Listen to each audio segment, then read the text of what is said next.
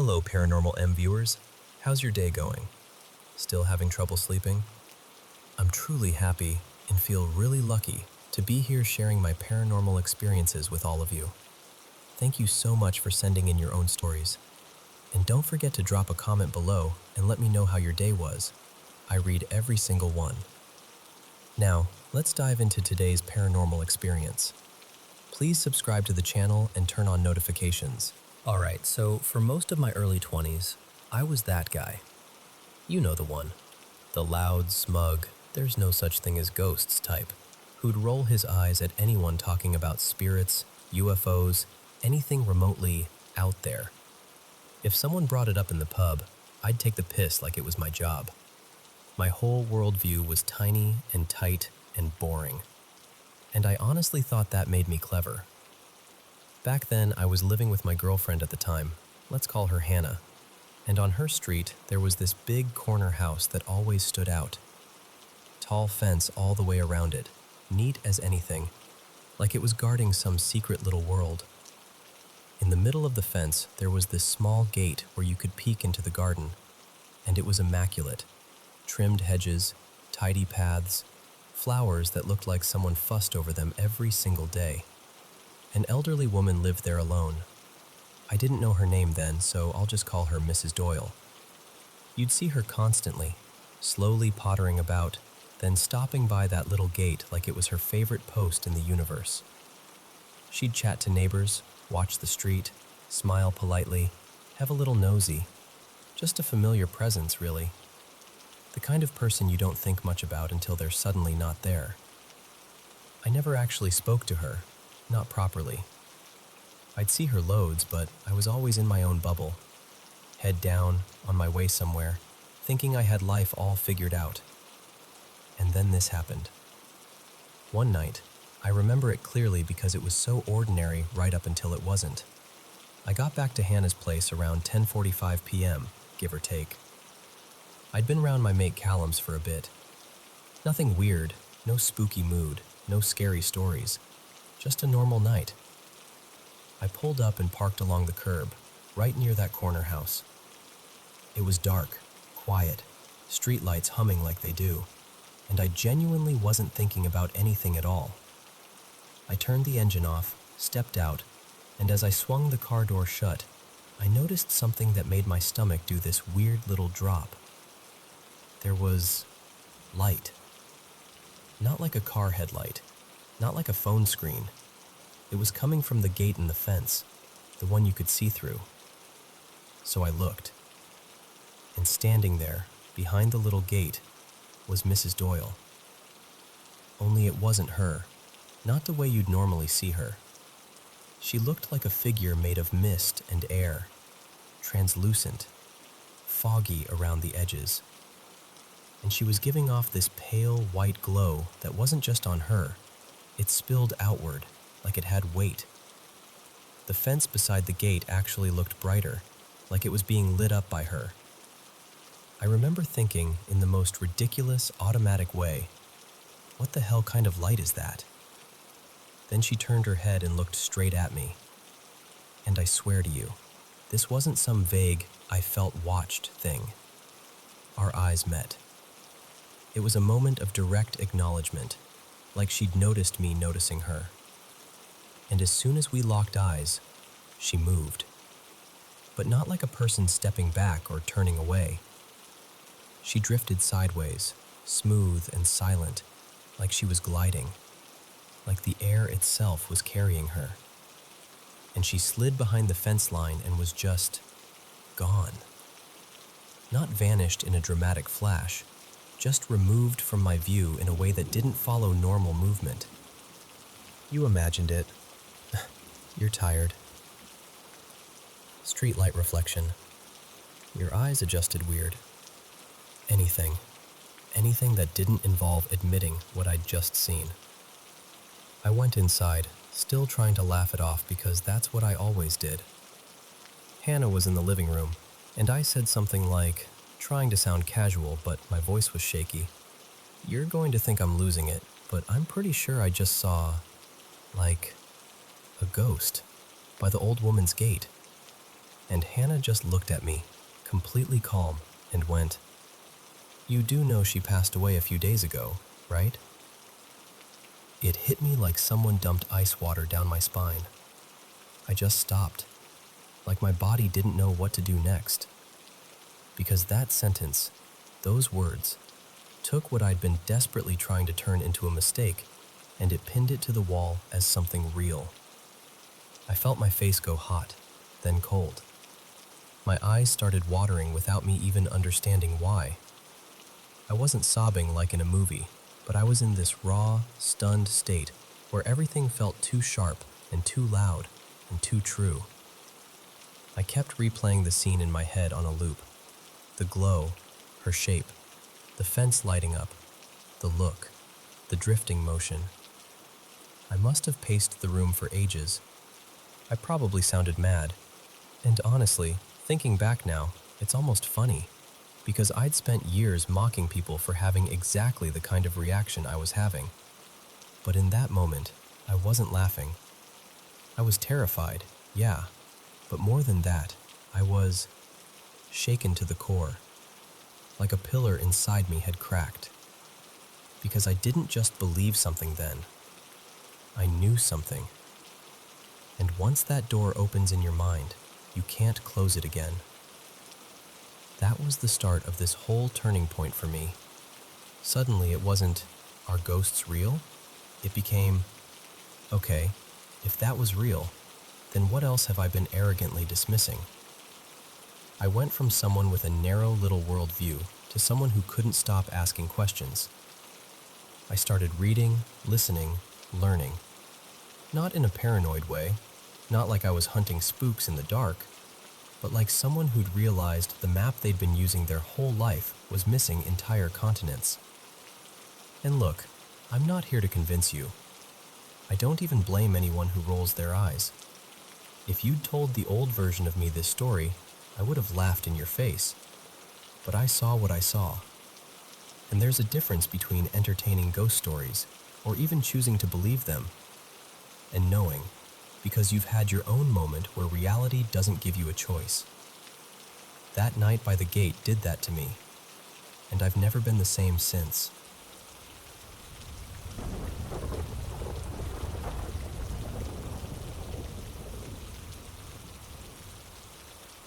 Okay, so let me tell you about this place that still makes my stomach tighten when I think about it.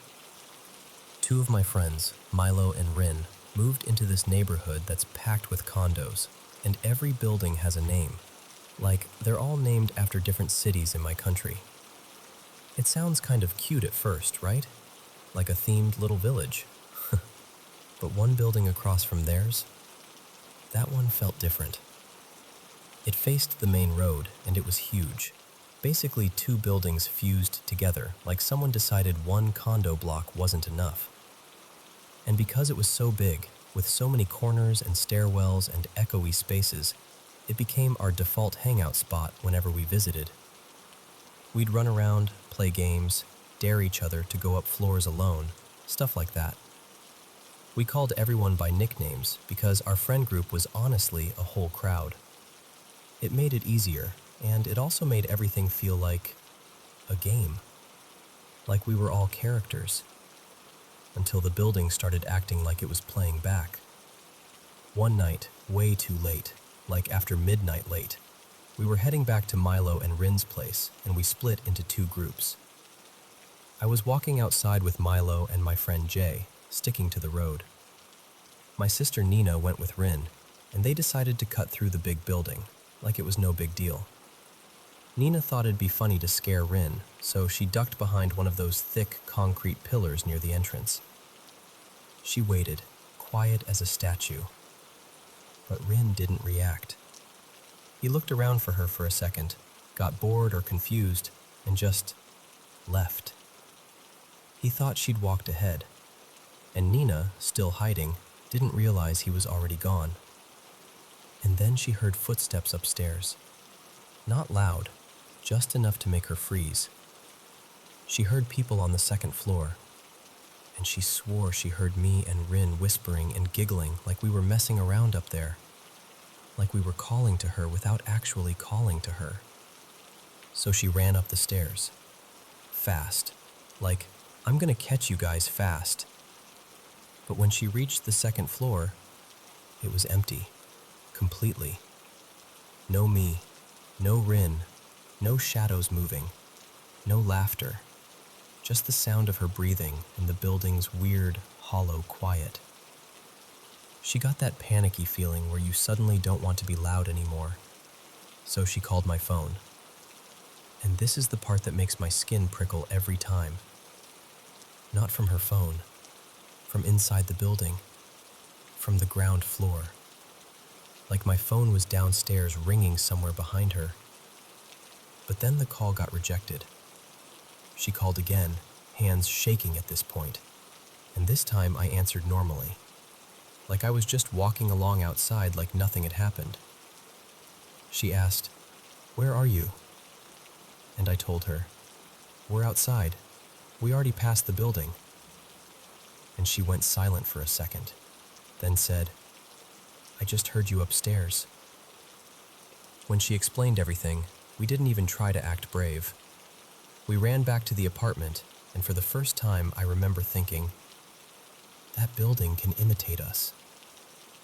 And even with that, because we were stubborn, and because we always convince ourselves things are probably nothing, we still kept playing there.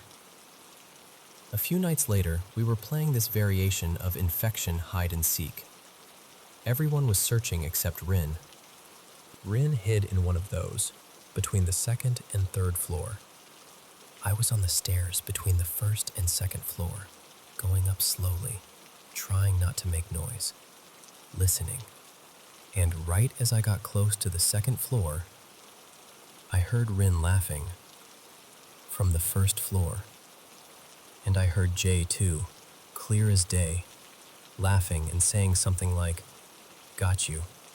I found you." So my brain immediately went, oh, game's over. Rin got caught. I bolted back down the stairs, expecting to see them. Nothing. Nobody. Just empty stairwell. The kind of empty that feels like it's watching you. So I messaged the group like, "Okay, stop the game, meet at the bottom." Everyone came down, and I asked Rin and Jay, "Were you guys downstairs just now?" Both of them looked genuinely confused. Rin said, "No, I never left the closet." Jay said, "I was on the fourth floor the whole time." And I just stared at them because I knew what I heard. I knew it. That was the night we stopped playing in that building for real. Not like, haha, okay, we're done for now, but like a quiet group decision nobody had to say out loud. We still went out at night sometimes, grab snacks, walk around, go to the playground, but we avoided that place. Then something happened that made it feel like the building wasn't just messing with us when we were there. Weeks later, my sister and I were at home in a totally different city, nowhere near that neighborhood, and Rin messaged her angry out of nowhere.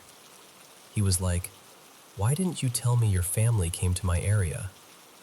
Nina was confused and told him, "We're literally at home." But he insisted.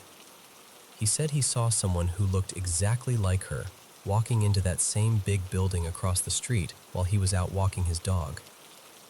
And he said his dog, the second it saw her, just stopped, like it refused to keep walking.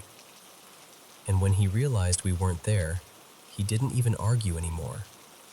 He just went quiet and said he was going home, like he didn't want to talk about it once it became real. The last really weird thing happened when it was just the three of us, me, Nina, and Rin. We'd gone to buy snacks from a store nearby and headed back to Rin's building. We got into the elevator and pressed the third floor. It took forever. When it finally opened, the doors slid apart and we weren't on the third floor. We were at the top level, the laundry/storage floor. This massive open area where people keep old furniture and boxes and random stuff. And no one was there. It wasn't even creepy in a dramatic way. It was creepy in a, why is it so quiet and why are we alone up here way? We told ourselves someone must have pressed a button earlier and the elevator just glitched. So we got back inside and hit the third floor again. We stayed close together this time, trying to laugh it off because that's what you do when you're scared but don't want to admit it. The elevator moved. The doors opened. Fourth floor. We aerified. And then we saw this guy standing there waiting to get in, looking at us like we were completely insane. We apologized 1,000 times, mortified, and decided we were done trusting elevators for the night. We took the stairs. And the thing is, this neighborhood isn't even ancient. It's like maybe 20-ish years old. Not some crumbling haunted site. I never even looked up whether anything happened there before my friends moved in. But I'll tell you this. I believe in paranormal stuff. I always have. I've seen and heard things since I was little. Little shadows, strange noises, the kind of stuff people try to explain away for you. But whatever was going on in that building felt different from anything I'd experienced before. Because it didn't just feel like something was there. It felt like something was trying to join our group. Copying voices, copying laughter, copying people. And the scariest part is still not knowing whether it was trying to lure us somewhere, or if it was just playing with us because it could.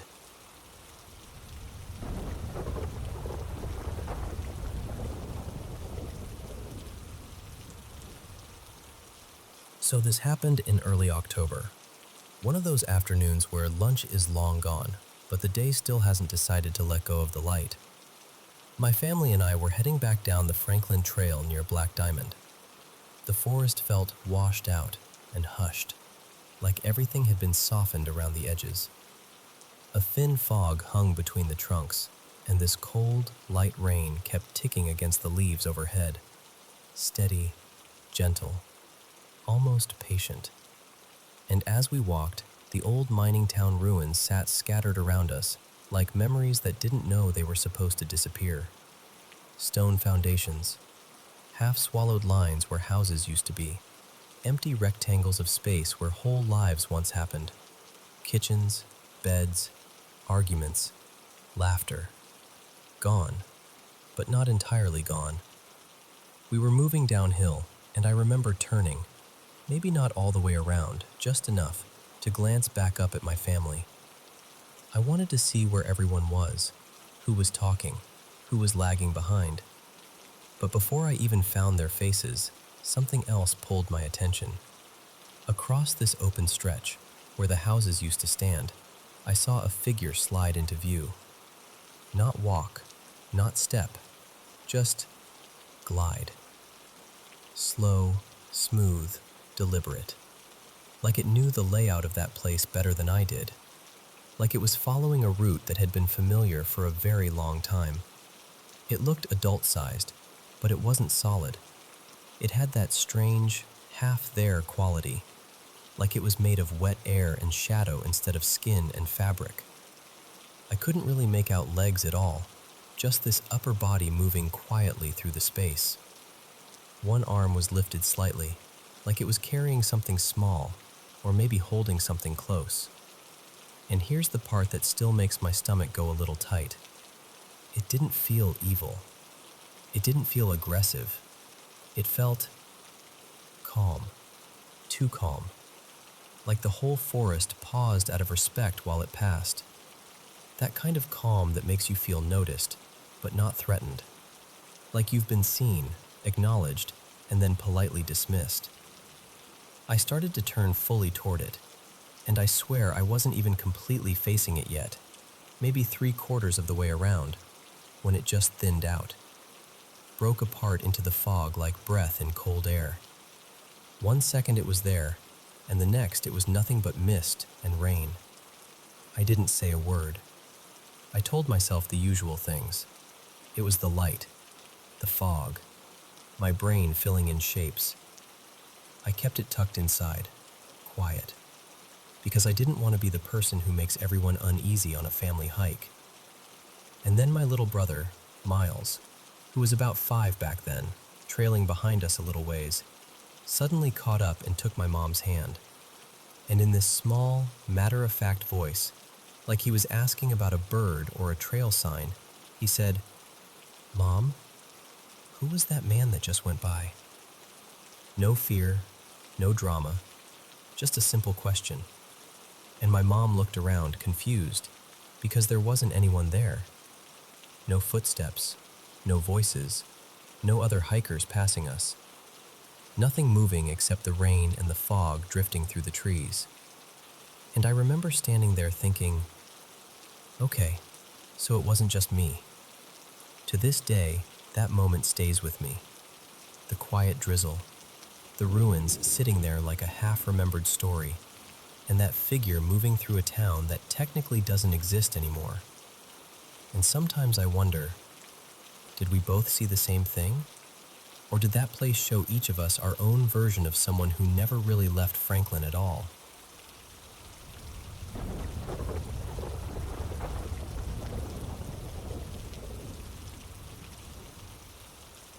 So, when I was little, maybe 7 or 8, somewhere around there, something happened that I still can't neatly explain, no matter how many times I turn it over in my head.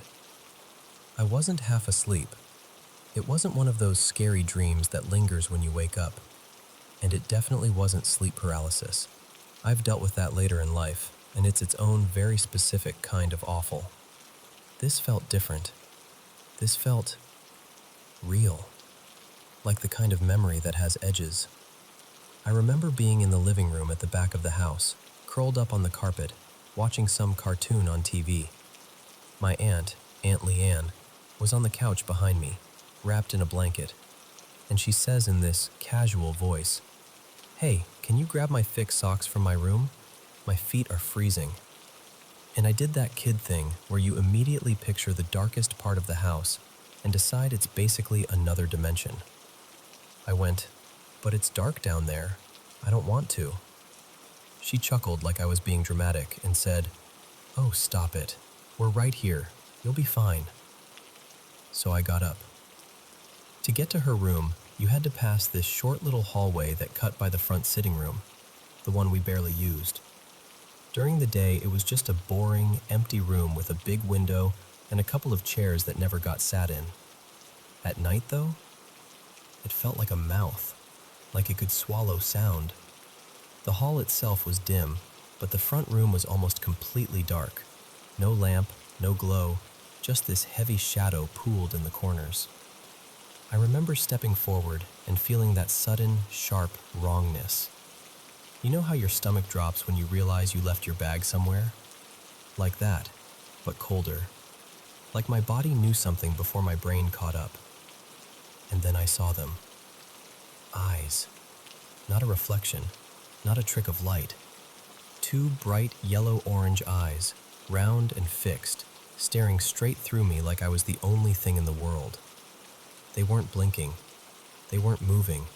Just there. And in that same instant, I noticed the shape attached to them. This tall, dark figure standing in the corner of the front room, half hidden by shadow. He had this silhouette that didn't make sense in a normal house.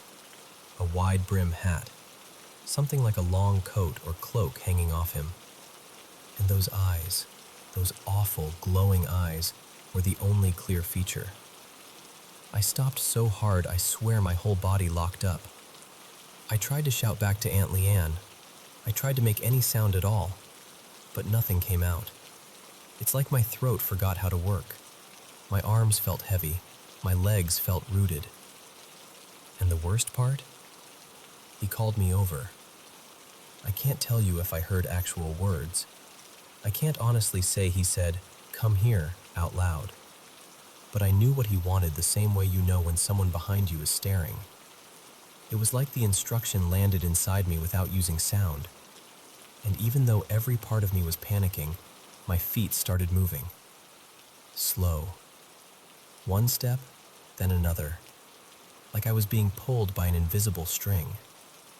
I remember thinking, please don't make me go closer. Please let me stop. But I couldn't. I walked right up to the edge of that darkness, right up to him, until I was standing so close those eyes filled my entire world. And then he lunged. Not like a person, not like a normal movement. He just pounced, like a sudden force dropping on top of me, and everything exploded into chaos. And there was this sound, a rapid, relentless sound, like shh, shh, shh, shh, shh, almost mechanical, almost like something rattling right by my ear. It didn't hurt exactly, but I knew, deep, instinctive knowing, that I was being attacked. Like my body understood the message, this is it. You're not getting out of this.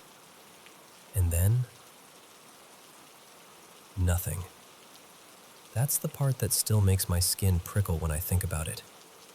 There's no moment where I woke up. No stumbling back down the hall. No running to Aunt Leanne crying. No fuzzy dream logic where everything suddenly changes. It's like my memory hits a wall. Blackness, and then life continues. Not in a way I can clearly place, just it ends, and somehow I'm older, and the days have kept stacking up like they always do. What's strange is, as a kid, I didn't talk about it. I didn't even sit there thinking about it, replaying it, obsessing. It wasn't like a nightmare I kept revisiting. Instead, years later, around my early teens, the memory was just there, fully formed, detailed, like it had been stored in some hidden drawer, and one day the drawer slid open on its own. And it didn't feel like remembering a dream. It felt like remembering something that genuinely happened, only without the normal beginning and after. And because it feels so crisp, the layout of the hallway, the darkness in that front room, the angle of the corner, the eyes, my brain keeps trying to make it fit into a category. But it won't. It wasn't sleep paralysis. I know that feeling, the trapped body feeling, the waking up after feeling. This didn't have a wake up. It wasn't imagination either, not the way people mean when they say, kids imagine things. The details are too steady, too clear, too physical. I can still see those eyes like they're printed behind my eyelids. And even now, as an adult, if I see that particular shade, yellow or orange eyes in the dark, it hits something primal in me, like my nervous system remembers before I do. So I guess I'm left with this quiet, uneasy question I've carried for years. Has anyone else ever experienced anything like that? A figure in the dark with bright eyes, a hat, a cloak, something that felt like an encounter, not a dream, and it didn't end with waking up. Because I've tried to shrug it off. I've tried to laugh it away. I've tried to label it. But if I'm being honest with you, it still scares me.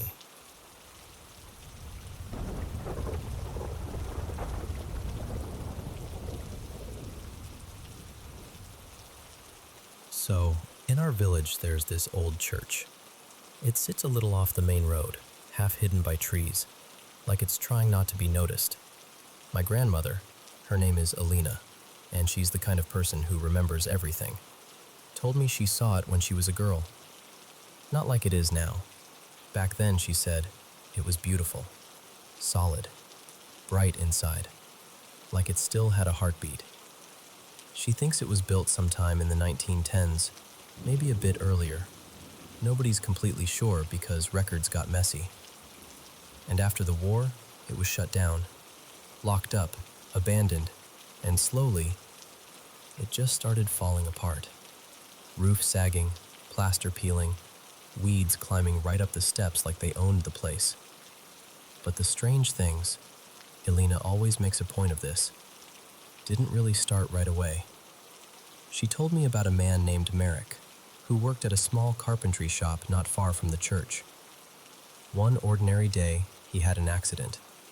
A saw caught his hand and he lost part of a finger. It was quick, brutal, the kind of thing people talk about for years afterward.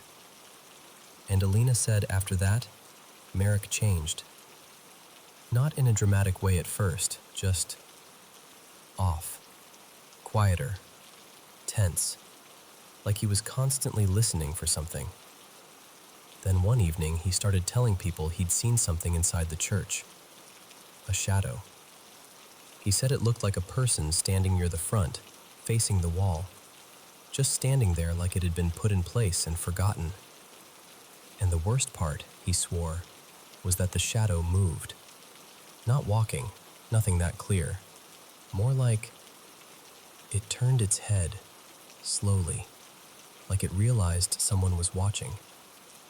And then he started talking about sounds. Footsteps up on the choir loft, even though the stairs were half rotted and nobody went up there. He said he heard whispering too, voices that didn't sound like locals. He described them as harsh and clipped, like they were speaking an old language he couldn't understand, but the tone made his stomach drop. People didn't know what to do with that. Eventually, they sent him away for treatment, because what else do you do when someone starts talking like that? Time passed. Merrick disappeared from village life. The church stayed locked and crumbling year after year. Then, a few years ago, 2021 I think it was, the village council announced they were going to restore it. New roof, clean stonework, the whole thing. Everyone acted hopeful, like fixing the church would fix something in us too. And that's when Merrick came back. Alina told me it was eerie, like the timing was too perfect. He showed up around the site almost immediately, older now, thinner, eyes sunk in like he hadn't slept properly in a decade. And he kept warning anyone who would look at him. Don't go in there. It's still there. I saw it. Of course, people laughed it off. Or they did that polite nod where you pretend to listen because you don't want a scene. Nobody wants to believe an old story when there's a budget, a schedule, and workers standing around waiting. At first, things really were quiet. The workers cleared rubble and hauled out rotten pews. Dust everywhere. The kind of work that makes you cough up history. And then Merrick insisted on going inside. He told them he needed to show them where it stood, where it always stands, like it had a spot. Alina said he walked in like he was marching to a punishment he couldn't avoid. A minute later, he started screaming. He never made it to the hospital. Alina said he died on the way, and when she told me that, she didn't do it for drama. She said it flatly, with that tired certainty of someone who's seen enough to stop being surprised. After that, the workers started talking too, quietly at first, because nobody wants to be the second, crazy one. They said they saw movement on the choir loft. Not a person exactly, more like a figure that was there until you focused your eyes, and then it wasn't. They said they heard footsteps behind them while they worked, even when they were alone. And a few of them swore the church had a coldness that didn't make sense. Not winter cold. Something sharper, like stepping too close to metal in deep frost. Like the air itself didn't want to touch you. Eventually, they asked a priest to come by. Not to exorcise anything, just to calm nerves, to bless the space, to make it feel normal again. And here's the part that Alina always lowers her voice for. The priest, his name was Father Tomas, went inside alone. He didn't stay long. Alina said it couldn't have been more than a few minutes. When he came out, his face was drained, pale like chalk. He didn't look angry, and he didn't look like he was trying to scare anyone. He looked shaken. And all he said, barely above a whisper, was, "This cold, it isn't natural." Not long after that, the restoration stopped. Officially, the explanation was something boring. Structural concerns, funding delays, technical reasons. The kind of phrase you can hide anything inside. But Alina just shook her head when she told me. She said, "That wasn't technical. They just didn't want to be disturbed." Now the church stands there the same way it has for years, empty, silent, pretending to be just an abandoned building. Except people still talk. They say sometimes you can hear footsteps from inside when you walk past too late in the evening. And sometimes, this is the detail that always gets me. People say the windows fog up from the inside, like someone is breathing against the glass, even though there's no heat, no lights, no workers, no reason for any breath to be there at all. And I don't know what I believe, but when Alina tells it, she doesn't smile. She doesn't exaggerate. She just looks toward the church like it's listening, like it's always been listening.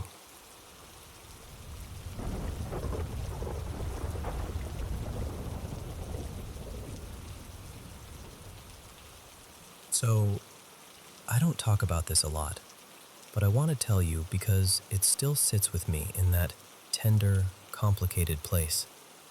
My grandmother, her name was Marisol, passed away a few years back, in 2018, after a long fight with cancer. And I know people say she meant everything, but I mean it in the most literal way. She wasn't just my grandma. She was my steadiness, my safe place. Honestly, she was the closest thing I had to a second mom. After she died, something kind of beautiful started happening. Every now and then, she'd show up in my dreams.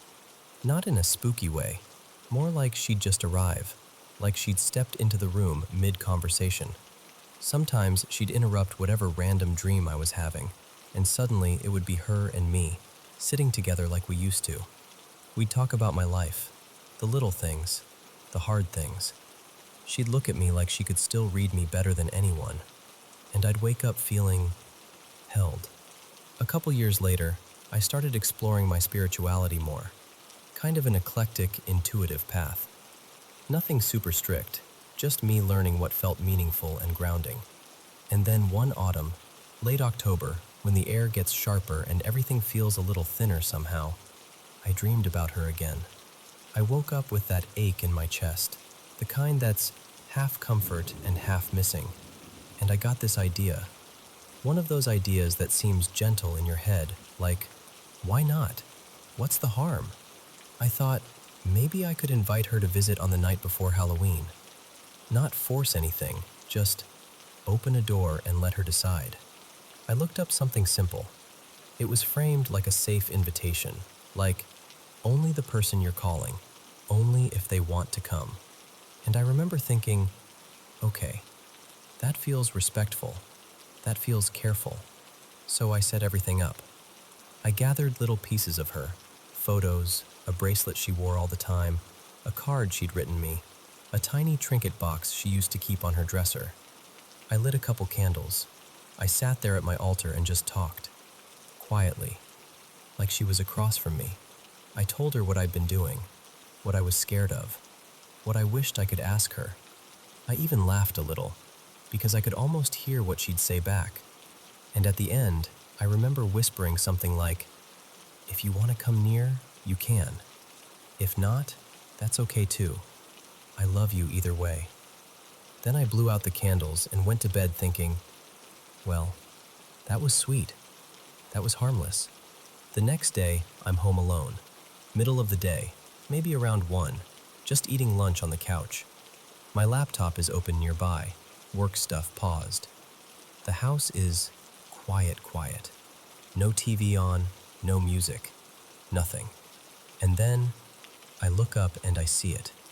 A shadow, just fast, like something sprinted across the wall of my living room. Not a slow shift of light, not the passing of a car. It moved like a body moves when it's running. My whole stomach dropped. I turned around so hard I almost spilled my food. And there was nothing. No one. No movement.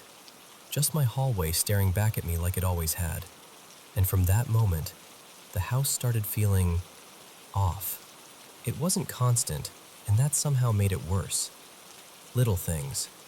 A weird sound where there shouldn't be one. A soft thump upstairs when I knew I was the only person home.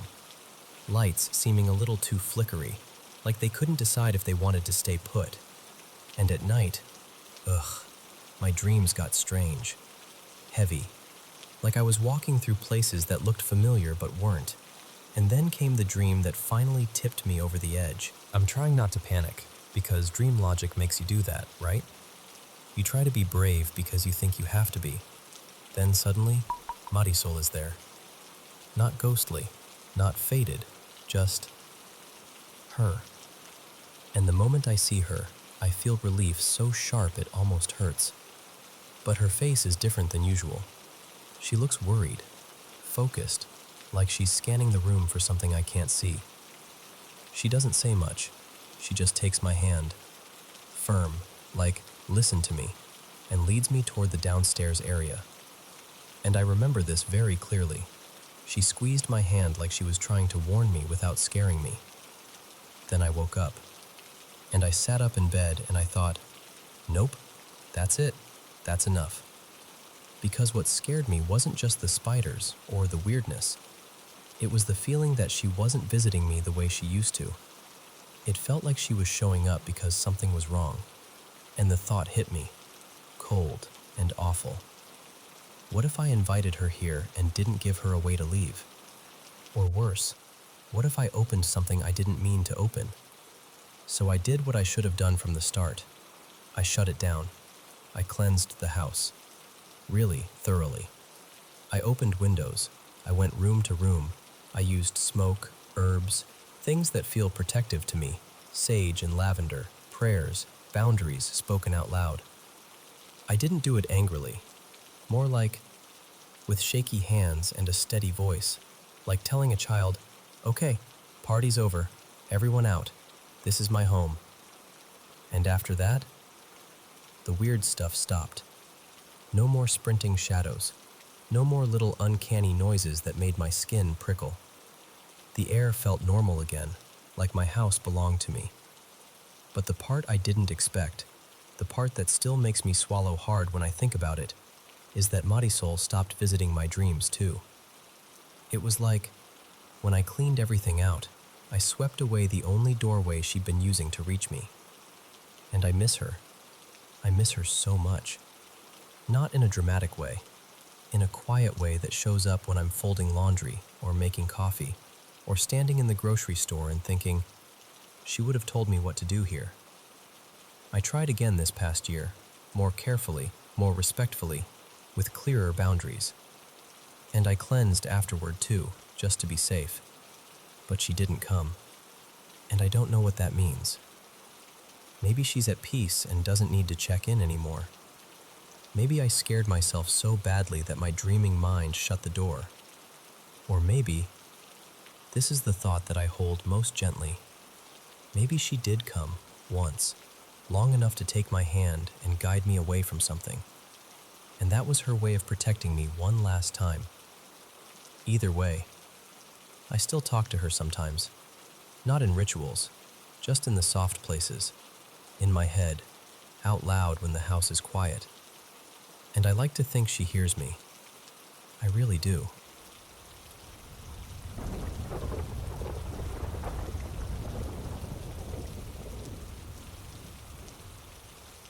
So, I guess I should start with the part that still feels unreal to say out loud. I'm pretty sure the house we live in is haunted. And the weirdest welcome to this place moment didn't even happen inside the house at first. It happened online. A few months back, I'm scrolling through my city's subreddit, half asleep, killing time, and I see a post that stops me cold. Someone had uploaded a street view screenshot of my house, like the exact one I'm living in right now. That alone would have been enough to make my stomach drop, but the reason they posted it made it so much worse. They were basically asking if anyone knew the history of the house, if there'd been deaths here, if anything bad had happened, because they used to live here years ago and said they experienced some really bizarre stuff. I just stared at my phone like, no, absolutely not. My partner, Renee, reached out to the poster. Her name was Mara, I think, and they messaged back and forth a bit. Nothing dramatic, just comparing notes. And it was one of those conversations where every sentence makes the hair on your arms lift because you keep realizing, oh, you too? In the same spots? The same kind of weird? When Renee and I first moved in, maybe 4 years ago now, we'd get little things here and there. The kind of stuff you try to laugh off because the alternative is admitting your house might be active. The first truly strange thing that happened to me was our very first night sleeping in the upstairs bedroom. I go through insomnia in waves. I'll wake up and be fully aware, like my brain powers on before my body does. Then I'll just lay there, trying to slide back into sleep. That night I woke up and heard what I can only describe as small footsteps, like a child or a small person. It sounded like something landed in the hallway, right outside our door, then ran, quick and light, down toward the living room. And the part that made it worse is the attic access is right there in the hallway, just outside the bedroom. So my half-awake brain immediately goes, something came from up there. I got out of bed, heart pounding, and checked the whole place. Living room, kitchen, hallway, everything. Nothing. Not a single thing out of place. Then there's the moment that still makes my skin crawl when I think about it. Another night, same deal. I wake up and I'm just laying there, eyes open, not even lifting my head. The closet door is open, and my gaze drifts toward the top shelf. And I see this tiny green light. Not like a glow or a reflection, an actual pinpoint green LED-looking light, like something you'd see on a little camera or some old gadget, just sitting there, steady. The top shelf is basically empty except for an old blanket we keep folded up on the far side, nowhere near where that light was. And as I'm staring at it, I get this deep, immediate discomfort.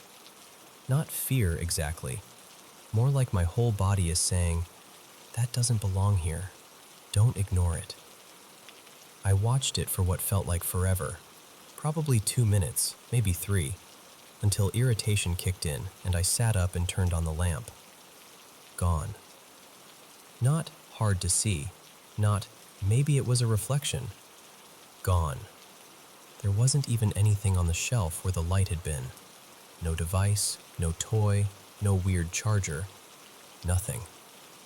And when I turned the light off again, it didn't come back. I even tried laying my head back in the exact same position, like I could recreate the angle, prove it was some trick of perspective. Nothing. Like it never happened. But then, about 2 months ago, something shifted, and I don't know what changed. I don't know if we brought something in, or if something woke up, or if it's just been building the whole time. I just know it went from occasional odd moments to feeling like the house is putting on a show every single day. It's just me, Renee, and our 3 dogs, and now all of us are reacting to it. The dogs are the part that really messes with me, because they didn't care before. For years they were totally normal in here, and now, out of nowhere, they'll stop in the middle of playing and all stare down the hallway like someone's standing there. Sometimes they bark at the kitchen doorway like there's a stranger. Sometimes they get anxious and clingy for no reason I can identify. And it's not just them being weird. It's everything. Shadows moving from room to room, like something passing through the edge of your vision. Except when you look up, there's nothing that could have caused it. Sounds with no source. Not the usual house creaks. I mean clear, specific noises that don't make sense, like taps where there's no pipe, or a thump where nothing could fall. Cabinet doors that are closed, then suddenly not closed. A closet door that's cracked open when you know you shut it. And I'm not talking about, maybe I forgot. I'm talking about, I remember the click of it closing. Stuff goes missing, then shows up somewhere dumb and obvious later. And yes, I know how that sounds. I know what people assume. But I'm telling you, it's happening often enough now that it's hard to keep writing it off. And the timing is almost comical, like the house has a sense of humor. The other night I got up to grab a snack, just a chocolate bar and a glass of milk, and as I'm standing there, I hear knocking on the wall behind me. Not in the distance, right there. I just froze and stared at the counter like, are you kidding me right now? That's the thing. I'm not even scared the way you'd expect. It's not like I'm hiding under blankets. It's more paranoia and frustration. Like living with someone you can't see who keeps messing with your stuff just enough to make you feel crazy. If this was one weird event every 6 months, fine. I could shrug it off. But this has turned into something happening every few hours. And the strangest part is I don't get a malicious vibe from it. I don't feel threatened exactly. It doesn't feel evil. It just feels present. Like something is sharing the space and making sure we know it. I don't even know what I want at this point. Answers, maybe. Perspective. Anything that makes this feel less like I'm living in some low-budget haunted house movie. Because honestly, I'm tired of being the one who has to pretend this is normal.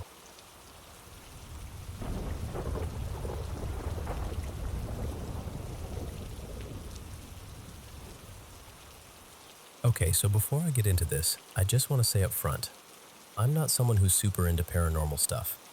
I'm not out here hunting ghosts or anything. But this is one of those childhood memories that still sits in the back of my mind because I genuinely don't have a clean explanation for it. When I was about 9, my family rented this older house for a year. It had this weird setup. The garage had clearly been a carport at some point, then someone enclosed it later. And because of that renovation, there was this tiny storage room down in the basement that was basically cut off from everything else. Here's the creepy part. You couldn't reach it from inside like a normal room. The only way in was through this ground-level window that opened into the garage.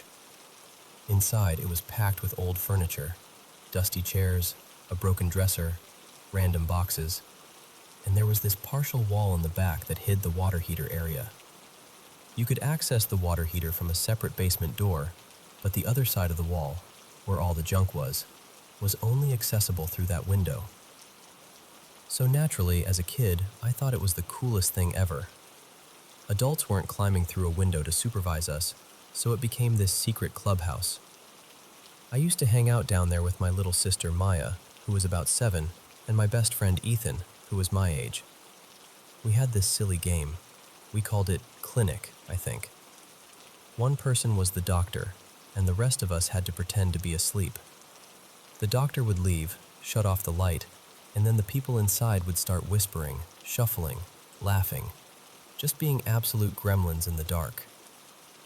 The goal was for the doctor to come back, snap the light on fast, and catch someone moving. So one day, Maya gets picked to be the doctor. She climbs out through the window into the garage, and Ethan and I immediately start stomping around and giggling and bouncing on this old mattress like we're trying to summon the ceiling to collapse. A minute later, we hear movement outside. Maya comes back to the window and pokes her head in, except she doesn't turn the light on. And I remember freezing, because the room was dark, but enough light was coming in through the garage that I could see her face. And something looked wrong. Her left eye, well, the whole area around it, looked awful, like she'd taken a hard fall. There was this dark red swelling around it, and the skin looked sort of puckered and, I don't know how else to say it, almost sunken, like the eye area didn't sit right. It wasn't just a bruise, it looked injured, the kind of injured that makes your stomach drop. I'm staring, trying to figure out if it's the lighting, or if she's playing a prank, or if something actually happened, and she just keeps looking in at us without saying a word. And then Ethan, right beside me, goes, really quietly, Maya? What happened to your eye?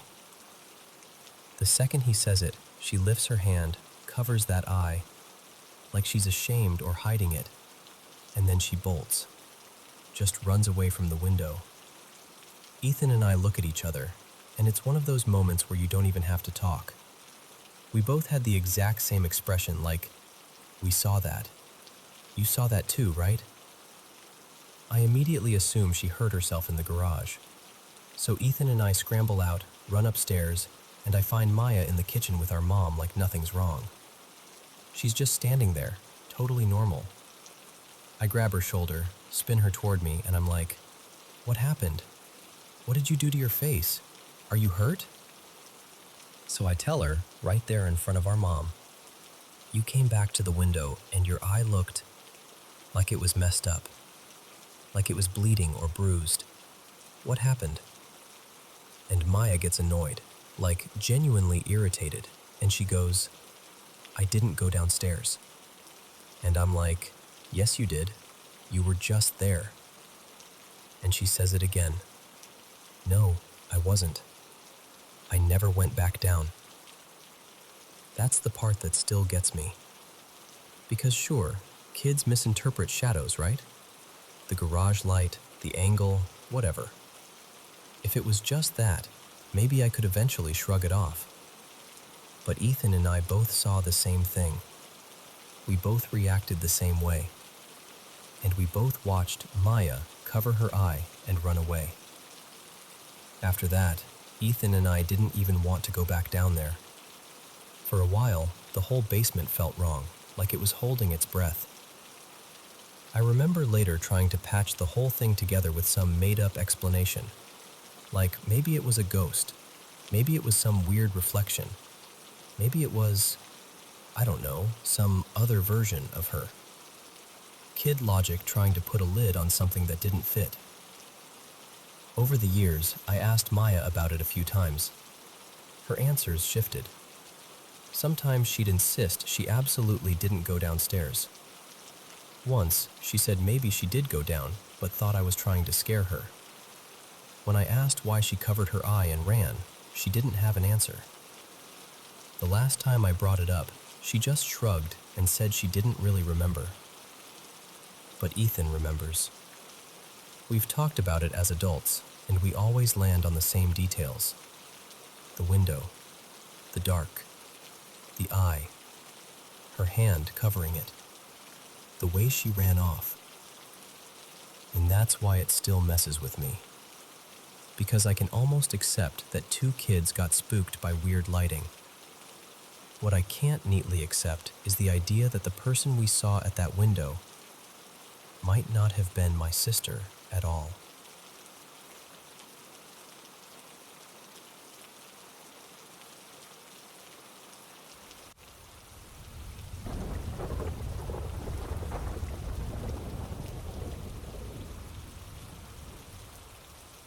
So this goes back a ways, like early 2000s.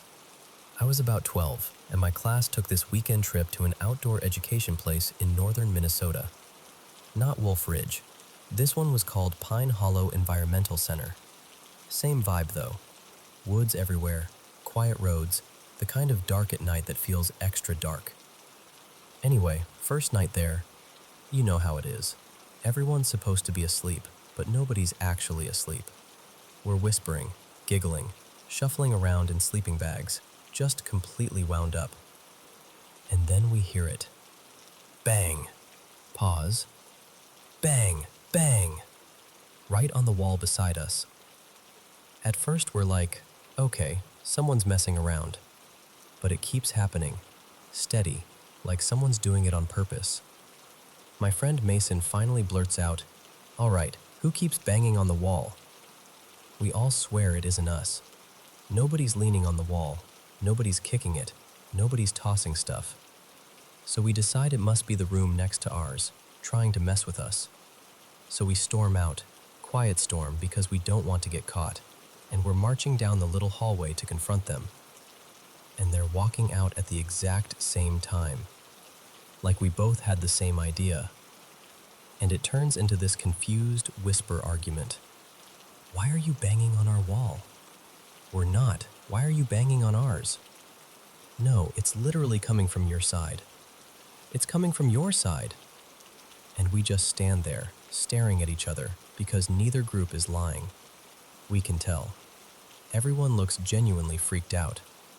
So then someone goes, "What if it's someone upstairs?"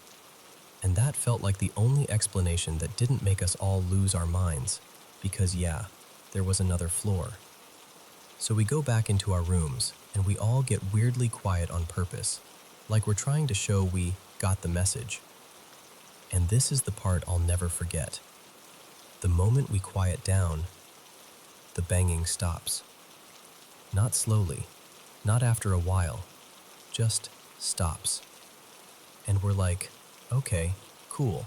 Someone above us wanted us to shut up. We convince ourselves that's all it was, because what else are you supposed to do with something like that when you're 12? Nothing else happened that weekend. I don't remember any spooky stories about that place, nothing like that. It was just that one night, that one thing, and we filed it away as weird, but whatever. But then, fast forward a couple years. I'm at home, in my older sister Tessa's room. We're just hanging out, talking. Our house was a single-story place, and her bedroom shared a wall with the living room where my dad usually sat watching TV. And suddenly Tessa tilts her head and goes, "Do you hear that?" And before I can even answer, bang! Pause. Bang, bang! Same sound, same rhythm, same right on the other side of the wall feeling. I immediately try to explain it away because that's what you do, right? It's probably the TV. And she's like, "No, listen." So I listen, and it's not the TV. It's not bass. It's not vibration. It's someone knocking, like a fist against drywall. Then I try another excuse, because I'm determined to make it normal. Maybe your bed is hitting the wall. And she just stares at me like I'm an idiot and goes, "The bed isn't moving. Look." And then my dad, who is in the living room on the other side, gets up and walks down the hall and pops into her doorway looking annoyed and says, "Okay, who's banging on the wall?" And I remember this perfect little moment where all three of us are standing there, realizing the same thing at the same time. Because we thought it was him, and he thought it was us. And Tessa goes, "It's not us. We were just asking what it was." And my dad kind of frowns, like he's trying to solve a puzzle he doesn't want to exist. And then, this is the part that gives me chills even now. Right after we say that out loud, it stops. Like whatever it was had been waiting for the argument. Waiting for the "who's doing it" moment. And once it got that, once it got the attention or the confusion or whatever it wanted, it was done. That's when it clicked for me later, much later, that these weren't just two random annoying noises. The sound was too similar. The timing was too similar. And the way it ended both times, right after people confronted each other, was too specific to ignore. I'm not saying I know what it was. I genuinely don't. But it didn't feel like an animal. It wasn't scratching or scurrying or chewing. It wasn't inside the wall the way mice sound when they're active. This was blunt, deliberate, like a knock that had intention behind it. And then there's one more piece that always floats in the back of my mind. Later on, like early 2010s, I stayed a few times at this old lodge near Tofta, up the North Shore. Different place, different years, but same kind of remote energy. Back then, we barely had cell service until we got closer to Grand Marais. And almost every time we stayed there, something felt off. Not dramatic, not like objects flying around, more like the air itself was heavy. Weird dreams, the kind where you wake up feeling like you were somewhere else. One trip, we all took naps after checking in, and when we woke up, my dad, who never talks about stuff like that, just casually goes, "I had the strangest dreams." He didn't even elaborate, just said it like it unsettled him and he didn't want to give it more oxygen. And years later, that lodge ended up catching fire, badly. I heard it had happened once before too, way back. And I know fires happen for normal reasons. I'm not claiming it means anything. but it sure didn't make the whole area feel less strange in my memory. So yeah, I don't have a neat answer. I don't get to tie it up in a bow. I just know what I heard, and I know how it felt, both times. The way the walls kept knocking until we turned on each other, until we stood there confused, asking who was doing it. And I still wonder sometimes, was it the same thing? Or is there just something about certain places and certain moments where it's like the world leans in close enough to tap on the wall and remind you it's bigger than you thought?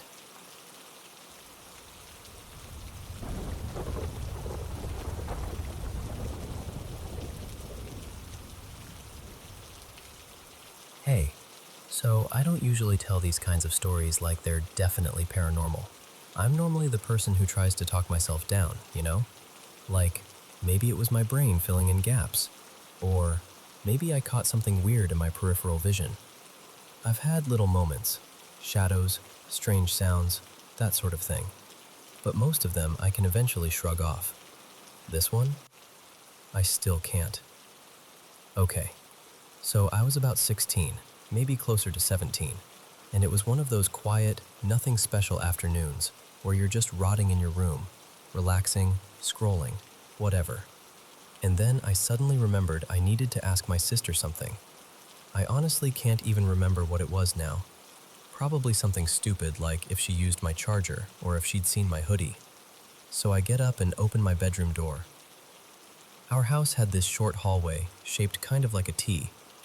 My room was on one end, my sister's room was on the other end, and the doors faced each other across that little stretch. It's close enough that when you open your door, you can immediately see the other doorway. The second my door swings open, I see my sister, Maya, walking into her room. I'm not guessing. I'm not catching something out of the corner of my eye. I'm looking straight at her back as she steps into her bedroom. She's wearing one of her usual comfy outfits, like an oversized tee and shorts, and she's holding a bowl, like she'd just grabbed food and was bringing it to her room like she always did. Totally normal, totally her. I'm like, perfect timing. So I say, "Yo, Maya," because I wanted to catch her before she shut herself in. But she doesn't react. She just keeps going and closes the door behind her. And I remember thinking, okay, rude. Or maybe she has earbuds in. She does that sometimes. Music's so loud she's in her own world. So I take a few steps, go right up to her door, and knock. Nothing. I knock again, louder. Maya? Still nothing. And now I'm doing that sibling thing where you're like, fine, I'll be annoying until you respond. So I start tapping the door in this stupid rhythm like I'm playing drums, and I'm calling her name in that exaggerated sing-song way, like, Maya. And that's when I hear her voice. Not from inside the room, from behind me. I swear my whole body did that cold drop feeling, like my stomach just fell out of me. I turn around, Lee, and there she is, my actual sister, Maya, standing at the far end of the hallway. She has this face like she's half confused and half trying not to laugh, like, what are you doing? I just stared at her, trying to make my brain accept what my eyes were showing me. Because if Maya is standing behind me, then who the hell did I just watch walk into her room? My throat went tight, and I could feel my skin go hot cold. And then it hit me all at once, and I just exploded, like full panic mode, yelling, "Then who is in your room?" And the thing is, it wasn't some vague shape. It wasn't a glimpse. I watched her walk in, carrying food, and I watched her close the door. That's what messes with me the most. Whatever it was didn't just look like my sister. It acted like her, moved like her, did something physical in the space. The door closed. I heard it. I saw it. Nothing looked off. No weird posture. No unnatural movement. No creepy feeling in the moment. It was just my sister, doing a normal sister thing. until suddenly she wasn't. And then she goes into full protective big sister mode. She walks into the dining area, grabs a dining chair, like an actual wooden chair, and hoists it up over her head like she's about to fight for her life. And she starts marching down the hallway toward her bedroom going, "You better get out. You better get out." Which, I'm not gonna lie, would have been hilarious if I wasn't seconds away from passing out. She gets to the door, yanks it open, chair still raised, ready to swing. And of course, the room is empty. Nothing. No one. Just her bed, her stuff, the normal, boring quiet of her room like nothing had happened at all. We both kind of stood there, and after a moment, we did that nervous laugh thing people do when their brain doesn't know where else to put the fear. Like, what the hell was that? But I stayed shaky for a long time after. That adrenaline didn't wear off quickly. And even now, thinking back on it, I get that same sick little chill. Because I can make excuses for a lot of weird things. But I still can't explain how I watched my sister walk into her room, and then she was standing behind me.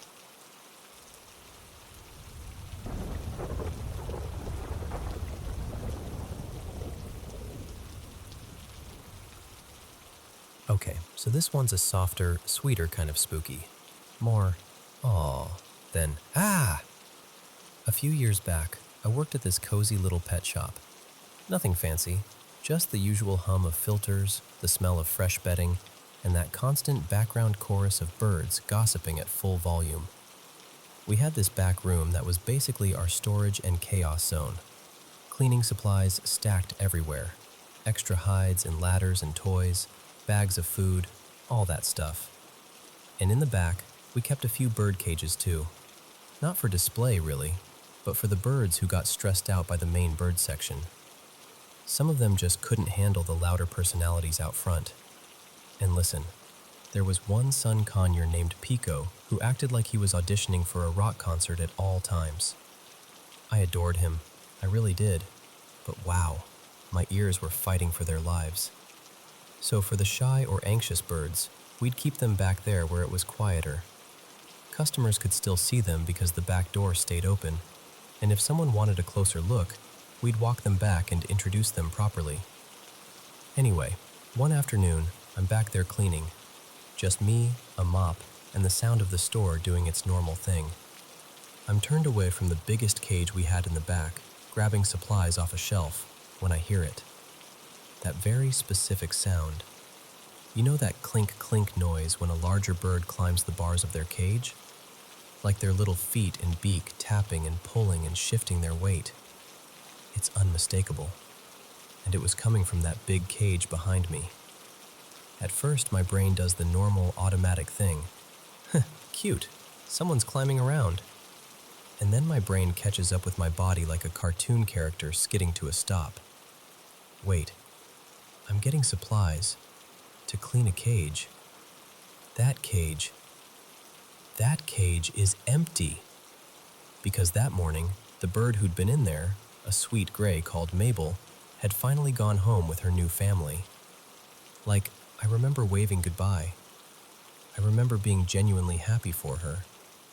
I was cleaning that cage because it was done. Finished. Vacant. So I slowly turn around, already feeling a little silly for getting spooked. And yep, empty cage. No bird. No movement. Just the quiet back room and that huge cage sitting there like it hadn't just made noise at me. I stood there for a second like, okay, cool, love this. Now, pet stores, they're not exactly strangers to sad moments. Even when you do everything right, sometimes an animal passes while in your care. It's awful, and it sticks with you. So later, I asked a couple coworkers who'd been there longer if they remembered any bird ever dying in that particular cage. They weren't sure. Nobody could recall anything specific. But I kept hearing it. Not constantly, just once in a while. always that same climbing sound from the same cage at the weirdest times when I knew for a fact nothing was in it. And after the third or fourth time, I stopped being scared and started treating it like, I don't know, like a roommate. I'd pause, look over and go, "Oh, hey there, little ghost bird." And then I'd just go back to what I was doing, like that was a perfectly normal part of my shift. And yeah, if you're still clinking around back there somewhere, ghost birdie, rest easy, okay? You're doing great.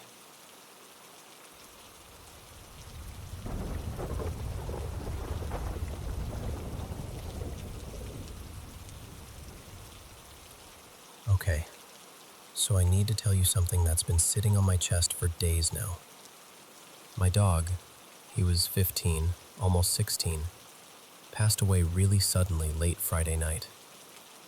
I'd had him since he was a tiny puppy, like the kind that fits in your hands. His name was Milo, and he followed me everywhere. Not sometimes, everywhere. Bathroom trips, making coffee, pacing the kitchen while I cooked. He was just my little shadow for his whole life. I know people always say best friend, but I mean it in the most literal way. He was my person in dog form. I've been staying at my parents' house for a few weeks, just trying to get my feet under me, and Milo and I have spent tons of time here over the years.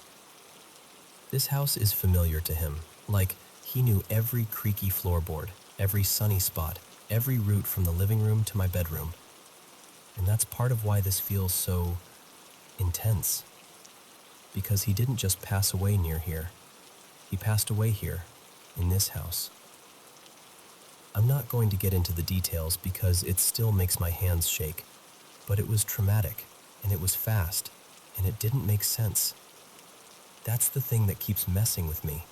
The day before, he was fine. Not fine for an old dog, but genuinely himself. He was trotting around, nudging my leg for attention, tail wagging like a metronome. He even did that little happy hop thing he did when he wanted a treat, like half bounce, half swagger. 24 hours later, he was gone. And the house feels different. You know how a home with a pet has this constant background presence? Like a soft noise you don't even notice until it's missing. Tags clicking, paws tapping, a sigh from the corner, the little shuffle of them getting comfortable. And then suddenly it's just gone. The silence has weight now. It's not peaceful silence. It's the kind that presses in on you. So last night, I'm in bed, absolutely exhausted. But you know that kind of exhaustion where your body is wrecked and your mind still won't shut up? I'm staring forward, trying to convince myself to fall asleep. Milo always slept beside my bed. The bed's raised, so when he'd stand up, I'd mostly see just the top of his head and the tip of his tail moving around as he did his little rounds. Like, "Are you awake? Can I get one more pet? Is it morning yet?" That routine was basically stitched into my life. And I swear to you, I saw something. Not like a full-on shape, not like a clear, "there he is" moment, just movement. Right next to the bed, in the exact spot where he used to be. Out of the corner of my eye, something shifted, like the smallest, most familiar kind of motion. The kind you'd normally ignore because you'd just assume it's him. I'd been crying all day, so at first I was like, okay, it's my eyes, it's grief, it's tears and no sleep. I even blinked hard and wiped my face and tried to be logical about it.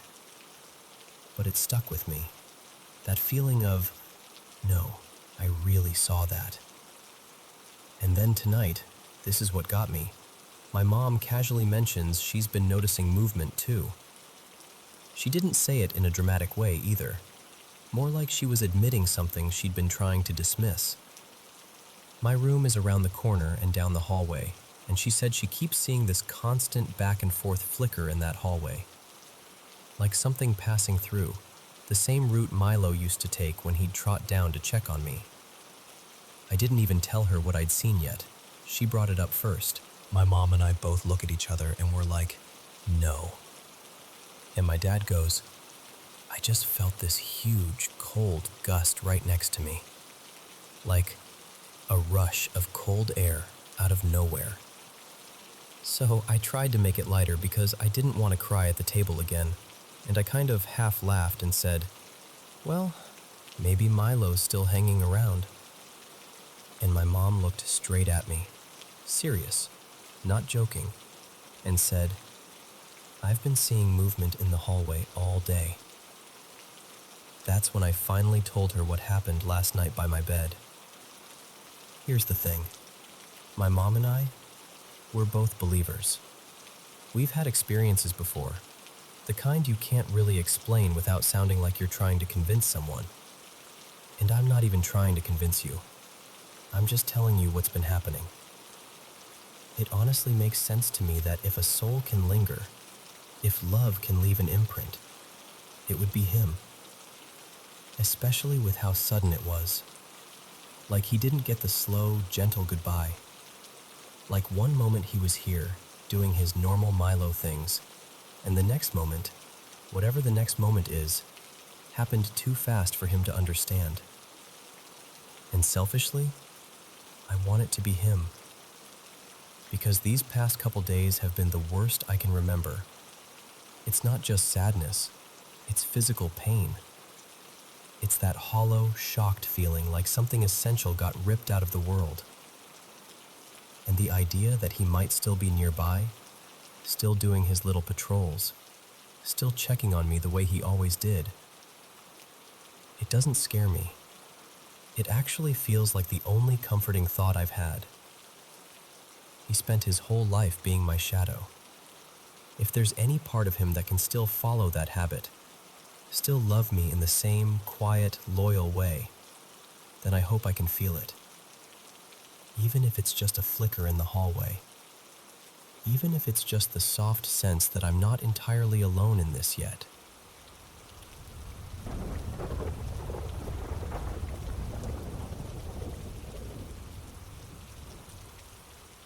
So this goes back to 1987, when I was in 4th grade, and we lived in this sleepy neighborhood on the edge of town. More trees than people, the kind of place where afternoons felt extra quiet. I've always been an animal kid. You know the type. If something had fur or feathers, I was already in love. And one weekend, my parents took me to this little open-air market. There were stalls with fruit, toys, cheap plastic jewelry, and then, tucked off to the side, this small pen with baby birds. That's where I saw him. A tiny, barely steady chick, still fluffy, eyes too big for his head, peeping like he was asking the world a question. I don't even remember thinking it through. I just remember this feeling, like, I'm not leaving without him. So I begged, and somehow, I won. I brought him home with absolutely no clue what I was doing. I mean, what does a kid know about raising something that fragile? I didn't have the right food. I didn't have the right lamp. I didn't even have the right anything. But I tried. I warmed him with a towel, mixed whatever mush I could, and sat there for hours like it was my job. And against all odds, he made it. More than made it, actually. Because here's the strange part. He didn't grow normally. He grew fast. Not just, oh wow, he's getting bigger, but like someone had pressed fast forward. Within a couple of months, he was tall and sturdy and, this is going to sound weird, he carried himself like he was older than he should have been. Like he wasn't just a chick anymore, but something steadier, more aware. We named him Milo, and I swear, from the moment that name stuck, we were bonded. I've never had anything like it, before or since. He wouldn't eat unless it was from my hands. If anyone else tried, he'd just stare and refuse like, nope, that's not how we do things. At night, he'd settle right next to my bed, not on it, but beside it, like a little sentry. Sometimes I'd wake up and see him there in the dim light, perfectly still, like he was on duty. My family joked he was more faithful than a dog, and honestly, they weren't wrong. Then fall rolled around, and everything changed. I got sick, really sick. It hit like a wall. One day I was fine, and the next I had this fever that wouldn't quit. My parents took me to doctor after doctor. They ran tests, drew blood, asked a million questions, and every time it was the same thing. Shrugging confusion. Nothing fit. And I just kept getting worse. I dropped weight fast. My skin got raw and started peeling in places. Food wouldn't stay down. Everything tasted wrong, felt wrong. Even water made me nauseous. I remember my mom trying to keep her voice calm while she talked to me, but her eyes looked terrified. It was the sickest I've ever been in my life. And there was this quiet fear hanging in the house, like no one wanted to say the worst thought out loud. And that's when Milo changed too. At first, it was like he could sense something. He got restless, pacing, darting, making these sharp little sounds. Not angry, just frantic, like he was trying to solve a problem and couldn't. If my parents offered him food, he'd refuse. He'd look right past them, like he was waiting for me. Then, as the days dragged on and I got weaker, he got quieter. One morning I noticed he wasn't pacing anymore. He'd moved to the corner of my room and just stayed there. Eyes half-lidded, feathers puffed up, barely reacting to anything. It felt like he was sinking alongside me. Then, suddenly, something shifted. One morning, my mom brought me broth, and I managed a few spoonfuls, and they stayed down. The next day, I kept down a little pureed food. My fever broke in slow steps, like it was loosening its grip. My skin started to calm. My strength didn't come rushing back, but it started to return, piece by piece. Everyone was relieved. Everyone. Except Milo. Because while I was getting better, he was getting worse. Fast. Like whatever had been holding him up was draining away. He didn't lift his head when I spoke. He didn't flinch when someone walked in. It was like he was already halfway gone. And when I finally had enough strength to sit up on my own, I asked to see him. My parents tried to distract me, told me to rest, but I wouldn't let it go. So they carried him over and set him gently beside my bed. He looked so small in that moment. I reached out and touched his feathers, soft as dust, and I whispered his name. Just Milo. Hey, I'm here. And for the first time in days, his eyes opened. Not wide, not bright, but open. He gave this tiny shudder, like a sigh, but in his whole body. And for a second, I felt like he was looking straight through me, like he was checking something off a list. Then his head dropped. And that was it. Milo was gone. The house went silent in this way I still remember. My mom cried like she'd been holding it in for weeks. My dad stood very still, like he didn't know where to put his hands. And me, I didn't even have the energy to sob properly. I just sat there, stunned, feeling this grief I couldn't understand. Because how do you explain losing something that felt like it was part of you? Here's what makes it even harder to talk about. From that day on, my recovery kept going. Steady, clear, like the worst had passed and wasn't coming back. Doctors never gave us an explanation that made sense. It just resolved.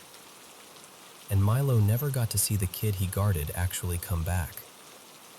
We buried him under a tree in the yard, the one that cast shade over the grass in the late afternoon. I remember we ringed the spot with pale little stones we found nearby. Nothing fancy, just a small circle, like a promise. My parents believed, truly believed, he gave his life for me. And look, I know how that sounds. I know the logical explanations people might reach for. But even now, all these years later, I can't shake how perfectly the timing lined up. How he changed when I changed. How he faded as I faded. How he let go right when I started to come back. I can't prove anything. I can't explain it. I just know that some bonds don't make sense on paper. And sometimes, the thing that keeps watch over you doesn't have to be human.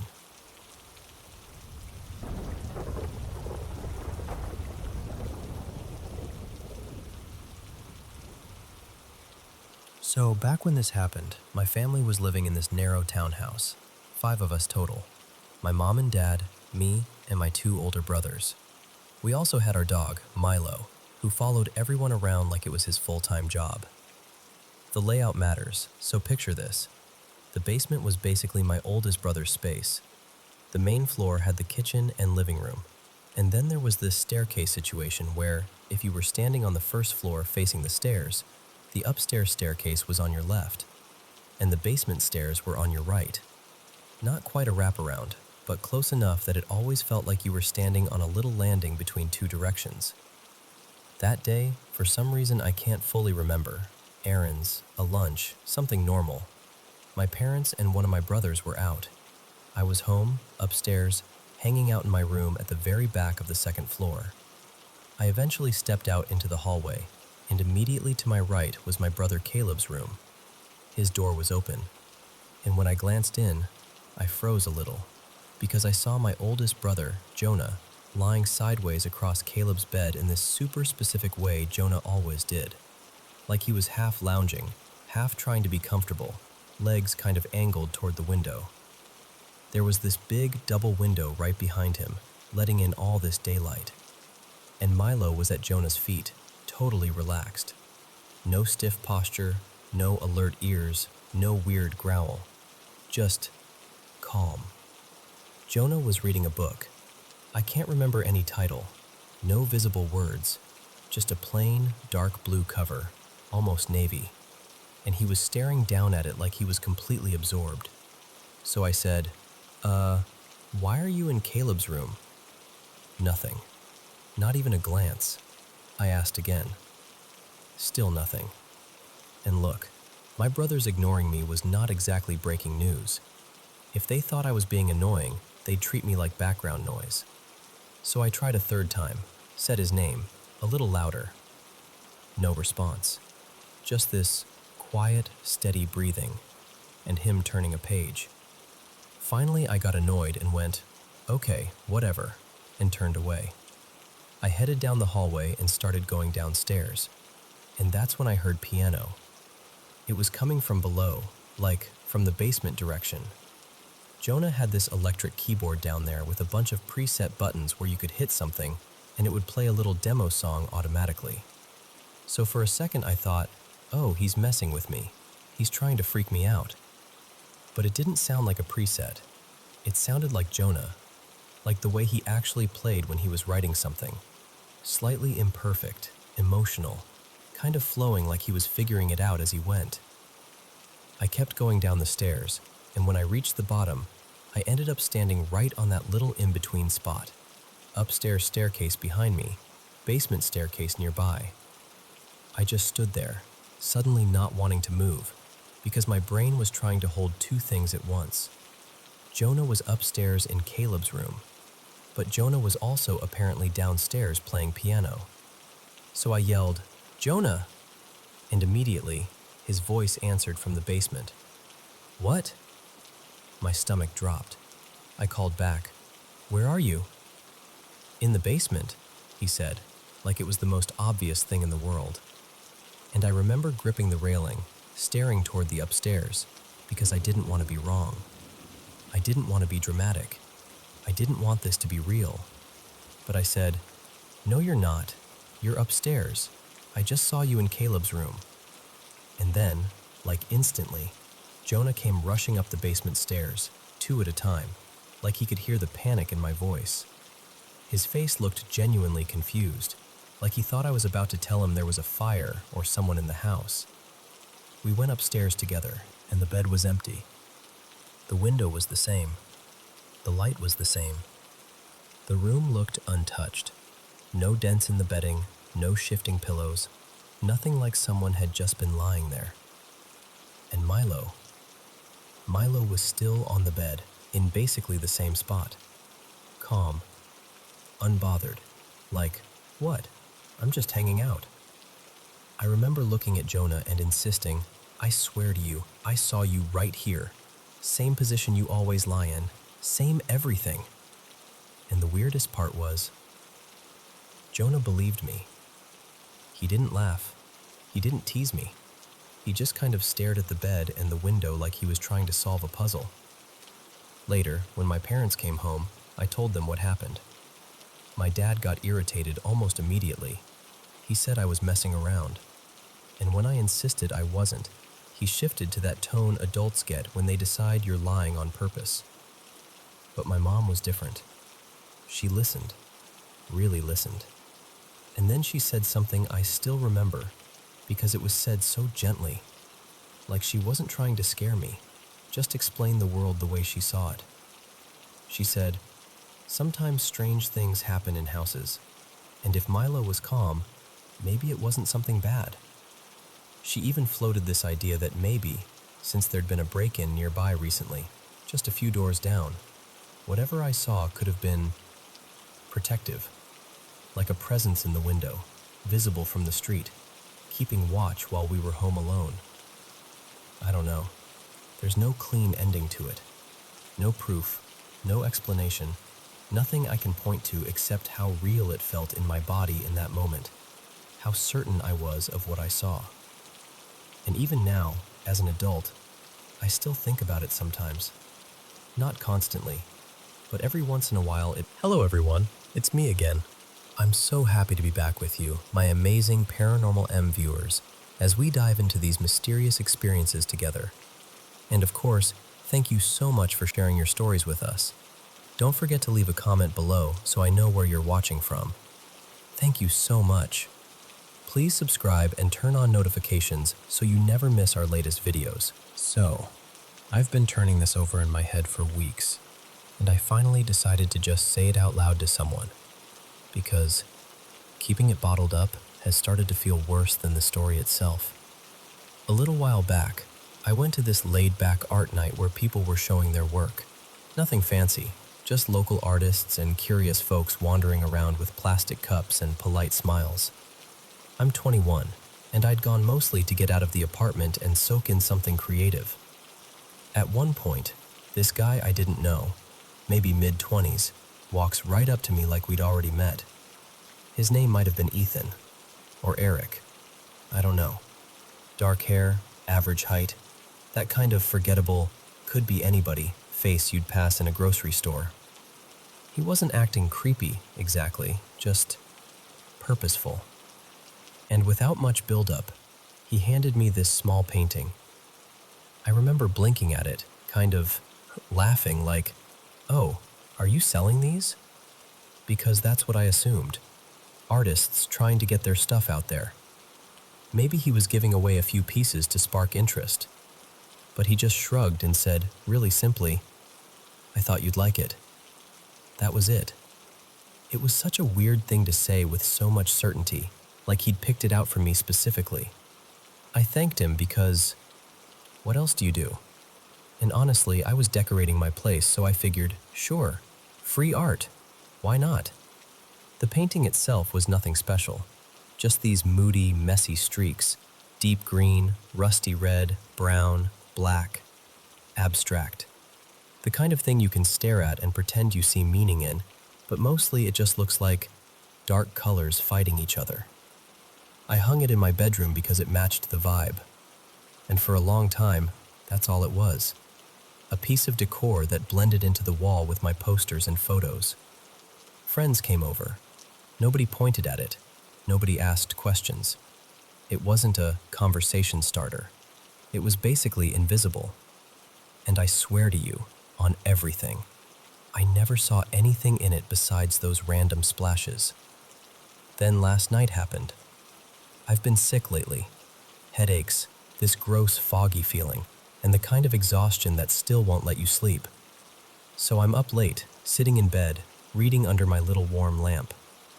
The room is mostly dim, just that soft light and shadows around the edges. And out of nowhere, the painting catches my eye. Not like, oh, I notice it. More like my body noticed it before my brain did.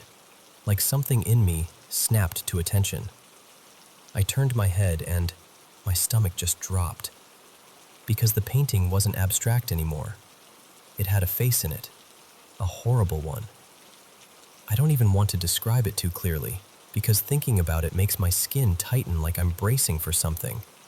But it looked wrong. Like a humanoid face melting into the dark paint, with these empty holes where eyes should be, and scratches that suddenly weren't brush strokes anymore. They looked like marks, like someone had clawed them in. And the worst part is how immediate it was. There was no slow realization. No, maybe I'm imagining it. The second I saw it, my heart slammed into my ribs and my whole body went cold. I started sweating and feeling dizzy so fast it was like my nervous system hit a panic button. And I'm not someone who scares easily. I watch horror. I read true crime.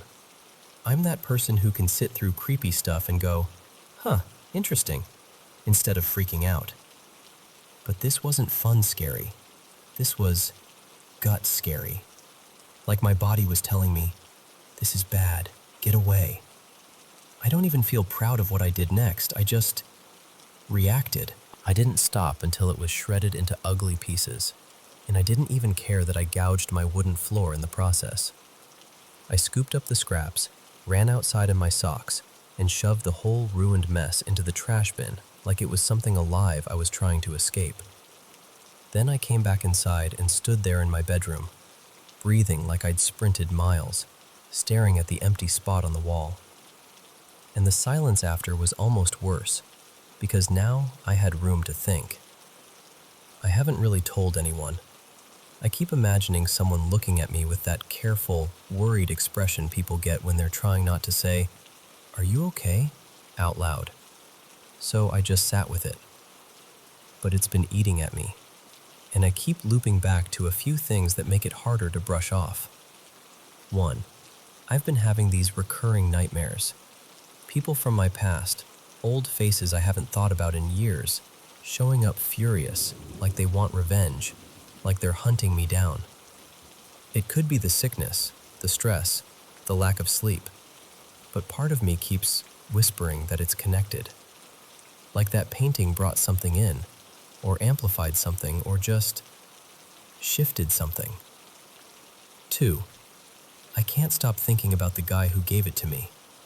The casual certainty in his voice. I thought you'd like it. Like he knew. I tried calling the venue today to ask if they could tell me which artists attended that night, just so I could match a name to a face, prove to myself this was normal. They said they couldn't share that information, which, fine, I guess, but it didn't help my nerves. And I remember there was a signature on the painting.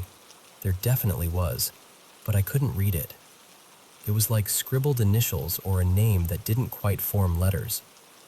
So now I'm stuck in this awful in-between place where I'm asking myself two questions at once. Was that some kind of sleep-deprived hallucination? Or did I really see something that was always there, and I just didn't notice until last night? I keep replaying the moment my eyes landed on it, because it felt so real that my body reacted before I could even form a thought. And that's the part that scares me most, how certain my instincts were. I don't know what I'm looking for exactly. Maybe reassurance that I'm not losing it. Maybe someone telling me, yeah, sickness and insomnia can do bizarre things. Maybe someone telling me I did the right thing by getting rid of it. Or maybe I just needed to say it, plainly, to another human being. Because I can't pretend it didn't happen. And I don't think I'll sleep with an empty wall in my room without remembering what used to hang there.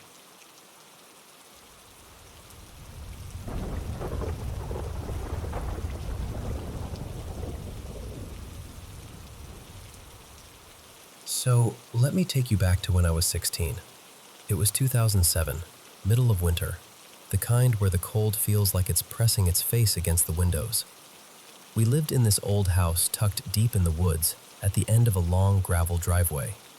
To even get to our place, you had to turn off this quiet neighborhood road lined with aging houses and bare trees, then commit to this long, crunch stretch of gravel that basically announced your arrival to the whole property.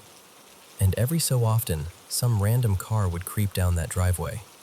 Probably just nosy people who didn't realize it was a dead end, then turn around and leave. You could always hear the tires. That gravel made sure of it. Now, the house had a finished basement with its own back door. Down there was a little office, a half kitchen, a bathroom. And because nobody else really spent time in the basement, it became my space. Honestly, it felt like my own apartment. I slept down there most nights. One night, I was up way too late watching TV. Eventually, I clicked it off, rolled over, and closed my eyes. And then, I heard it. A car coming down the driveway. At first, I didn't even care. I remember thinking, great, another lost person. But then the sound kept going, right down the whole driveway, all the way to the front of the house. Tires crunching, gravel popping. Then the car stopped. I heard it idle, then the engine cut off. And then, clear as anything, a car door shutting. That part snapped me awake. I lay there, listening for footsteps or voices, but it was just quiet. So after a minute, I got up and went upstairs to check. I didn't turn on lights. I just moved through the window and looked out the front windows. No headlights, no car, nothing in the driveway. And my mom always kept her car under the carport, which I could see from the front door window panes. Her car was right where it was supposed to be. So I stood there, confused, staring out at empty night. Eventually, I told myself I must have imagined the door sound, or maybe the car turned around fast and left. I went back downstairs, unsettled but trying to shrug it off, and eventually, I fell asleep. The next night, same routine. Late TV, click, darkness, quiet, and then again, crunch, a car coming down our gravel driveway like it owned the place. It pulls all the way up, idles, engine cuts off, car door shuts. This time I got up immediately, went upstairs and checked the windows again. And again, nothing. No car, no lights, no movement. Just the woods and the driveway, and that empty, cold silence. I remember standing there thinking, okay, what is happening? I didn't have another option, so I went back downstairs and tried to sleep. But I'll be honest, my body didn't really believe I was safe anymore. My mind kept replaying that door shutting sound, that confident sound, like someone had arrived on purpose. The next day, my mom was decorating for Christmas. One of the things she did was hang those little jingle bells on the knob of the basement back door, the one that opened to the backyard. And you need to understand something about that door. We basically never used it. In winter, my family would cover doors and windows we didn't use with plastic, taped tight, like we were sealing the house up against the season. That basement back door was one of them. Plastic stretched over it, taped down. In front of it, we kept 2 big bins of cat litter. And it wasn't just casually locked. It had a chain, a deadbolt, and the regular doorknob lock. 3 locks, plus the plastic, plus the clutter in front. Also, my stepdad Marcus was away for work at the time. He'd take jobs out of town and be gone for weeks. So it was just me and my mom in the house. I turned off the TV. The room settled into darkness. I remember staring at the faint rectangle of moonlight coming through a small window near that doorway. And then, the car, again, crunching down the driveway, deliberate, coming all the way down like it had done it before. I listened to it pull up in front of the house. I heard it idle. Then the engine cut off. Then the car door shut. This time, I didn't go upstairs. I don't know why. I just couldn't. Something in me said, Don't move. Don't announce yourself. So I lay there, frozen, listening. A few seconds passed, and then I heard the basement back door bells. A soft jingle at first, then silence. Then another jingle, clearer, like someone had touched the knob. Then silence again. Then the bells jingled a third time, longer, as if somebody was testing it, handling it, figuring it out. I felt my stomach drop. I could actually feel my heartbeat in my throat. And I kept staring at that moonlit patch near the doorway, because it was the only thing I could see clearly in the dark. Then, I saw it. A silhouette. A human shape, just a person's outline, walking casually through the doorway opening, passing in front of that faint moonlight, and continuing into the darker part of the basement where I was lying. Not running, not sneaking, just walking, like they belonged there. I swear, even telling you this now makes my skin tighten. I didn't scream. I didn't move. I didn't even breathe right. My brain did something I still can't fully explain. It just shut down, like a breaker flipping. I remember this overwhelming surge of nope, like my mind decided the only way to survive was to stop being present. And then, nothing. The next thing I remember is my mom shaking me awake. She only ever came into the basement in the early morning because she used the basement bathroom while getting ready for work. But this wasn't her normal wake-up. She was scared. She was saying my name, Evan, Evan, and her voice sounded tight and thin, the way people sound when they're trying not to panic. And she was holding this old aluminum Little League baseball bat of mine like it was the only thing keeping her upright. The second I sat up, she whispered, "I think someone's in the house." I remember saying, loud, "What?" And she said, "The back door is open." I stood up so fast I got dizzy and walked straight to the doorway into the kitchen area. And yeah, the back door was wide open, pushed all the way as far as it could go. The cat litter bins had been shoved out of the way. The plastic that had been taped over the door wasn't torn. It wasn't shredded. It wasn't hanging in strips. It was just not properly sealed anymore, like it had been carefully worked loose. And the locks? All three of them were unlocked. No broken glass, no splintered wood, no damaged chain. Nothing cracked, nothing forced. It was just opened. Like somebody had the patience and the time and the control to undo everything without leaving a trace. We went outside, and the wooden gate in the fence was also wide open. Again, not halfway, not drifting. Open as far as it could swing. I searched the basement, then the upstairs.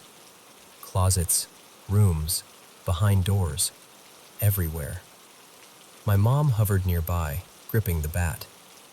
No one was there. Nothing was stolen. Nothing looked disturbed. But the house felt wrong after that, like it had been visited. I started sleeping upstairs from then on. No debate. I didn't care if I had to sleep on the floor. And here's one more detail that still messes with me. That basement TV would sometimes turn itself off when I left the room, and then turn back on when I walked back in. Same TV we'd had for years, before that house and after. Never did that anywhere else. Only there. I've had other strange experiences in my life, sure. But what I can't shake is that car, how I heard the engine, the door shutting, how it always sounded so real, and yet, there was never a car outside. And then that night, the door ended up open anyway. Unlocked, untouched, like whatever came down that driveway didn't need to break in. Like it already knew how to get in.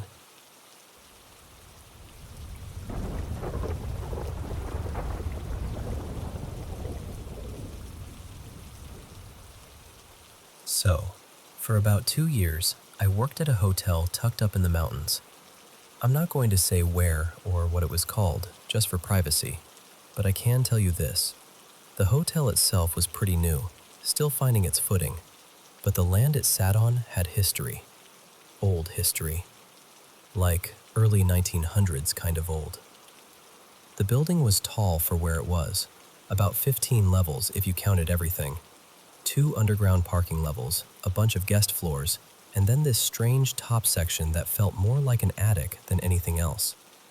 Those upper floors weren't for guests. They were mostly storage, extra furniture, old supplies, seasonal stuff. And that's where the weirdness seemed to gather. It wasn't constant. It came in waves. You'd have a calm stretch where nothing happened, then all of a sudden you'd get little moments. A shape slipping past the end of a hallway when you know no one's up there. Motion lights clicking on even though the sensors were picky and you practically had to do a little dance to trigger them. There was one light on an upper floor that I'd sometimes just stare at, almost like a challenge, watching it blink to life on its own. Most of the staff had a favorite explanation. It's a child. You know how that goes. People love the idea of a harmless ghost kid wandering around. But I never agreed. Because what I felt up there didn't feel human. Not even close. And it didn't feel like the usual horror movie thing either. Nothing that screamed evil. It was more other. Like something that belonged to the place before the building did. The closest word I ever found for it was elemental. Like a presence that wasn't a person, but something tied to the land itself. And I'll tell you why I'm so sure. My mom and I used to do this little thing together. We'd call it our creepy workplace photo exchange. If either of us found a spot at work that felt off, we'd snap a picture and send it to the other like, "Hey, enjoy this nightmare fuel." One afternoon, I decided to go up to those upper storage floors and take a few pictures. I remember standing in the stairwell, aiming my phone toward the hallway, trying to get that perfect angle where the light looked extra eerie. I took one shot, then started up a couple steps to get another. And the second I moved, I got this sudden, sharp feeling, like walking into a room where you're not welcome. Not a thought exactly, more like my body knew before my brain did. So I stopped. I didn't take the next photo. I turned around to head back down, and as I did, this quiet little voice in the back of my mind, almost like an instinct wearing words, went, "Be careful." Later that same shift, I was pushing one of those massive linen carts. You know the ones. Big, heavy, awkward. The kind that always wants to clip door frames unless you're paying attention. I'd pushed those carts through 100 times, maybe 1,000. And that's when it happened. My hand slipped at just the wrong moment, and my pinky got caught between the cart and the door frame. Not a little pinch either, like a clean, brutal smash. I yanked my hand back and just stood there blinking, stunned, because it happened so fast it didn't even feel real at first. I ended up in a splint for a couple of weeks. When I told my mom about the timing, about the pictures, the feeling, the warning, she went quiet for a second and then said, "You should apologize, just in case." So I did. After that, I started warning new hires. Hey, don't take pictures up there. Most of them laughed, of course, like I was trying to mess with them. But I wasn't. Then came the second experience, about a few weeks later, and honestly, that's the one that still gets under my skin. I was working on one of the mid-level guest floors, let's say the 9th, maybe the 10th, and I was looking for my supervisor, a guy named Darren. I saw him clearly at the far end of the hall. Same posture, same walk, same uniform. He turned into a room halfway down, and I remember thinking, perfect, there you are. So I followed. I walked straight to that room, pushed the door open, and it was empty. No bathroom running, no closet door moving, nothing. Just a quiet, perfectly normal hotel room with nobody inside. I stood there for a moment, confused, and then went back toward the service area. figuring maybe he'd stepped back out and I missed him. When I got to the storage room, Darren was there, calm as anything, doing inventory like he'd been there the whole time. I said, "Weren't you just down the hall?" And he looked at me like I was speaking another language. He goes, "No, I've been downstairs most of the day. I was on the lower levels." That cold little realization hit me right in the chest. Whatever was in that hotel wasn't just making shadows or tripping lights. It could mimic. There were more things, little incidents, odd feelings, moments that made you walk faster without knowing why. But those two are the ones that cemented it for me. I eventually left that job, and I haven't been back. But I still think about that place sometimes, especially those upper floors that felt like an attic full of secrets. And if there's one thing I'm sure of, one thing I'd bet on, it's this. Whatever it was, it didn't want its picture taken.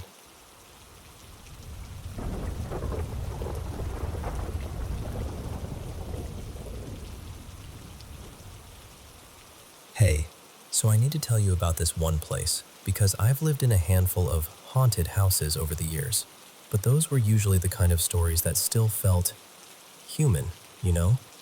Like echoes of people, memories, old grief. This one was different.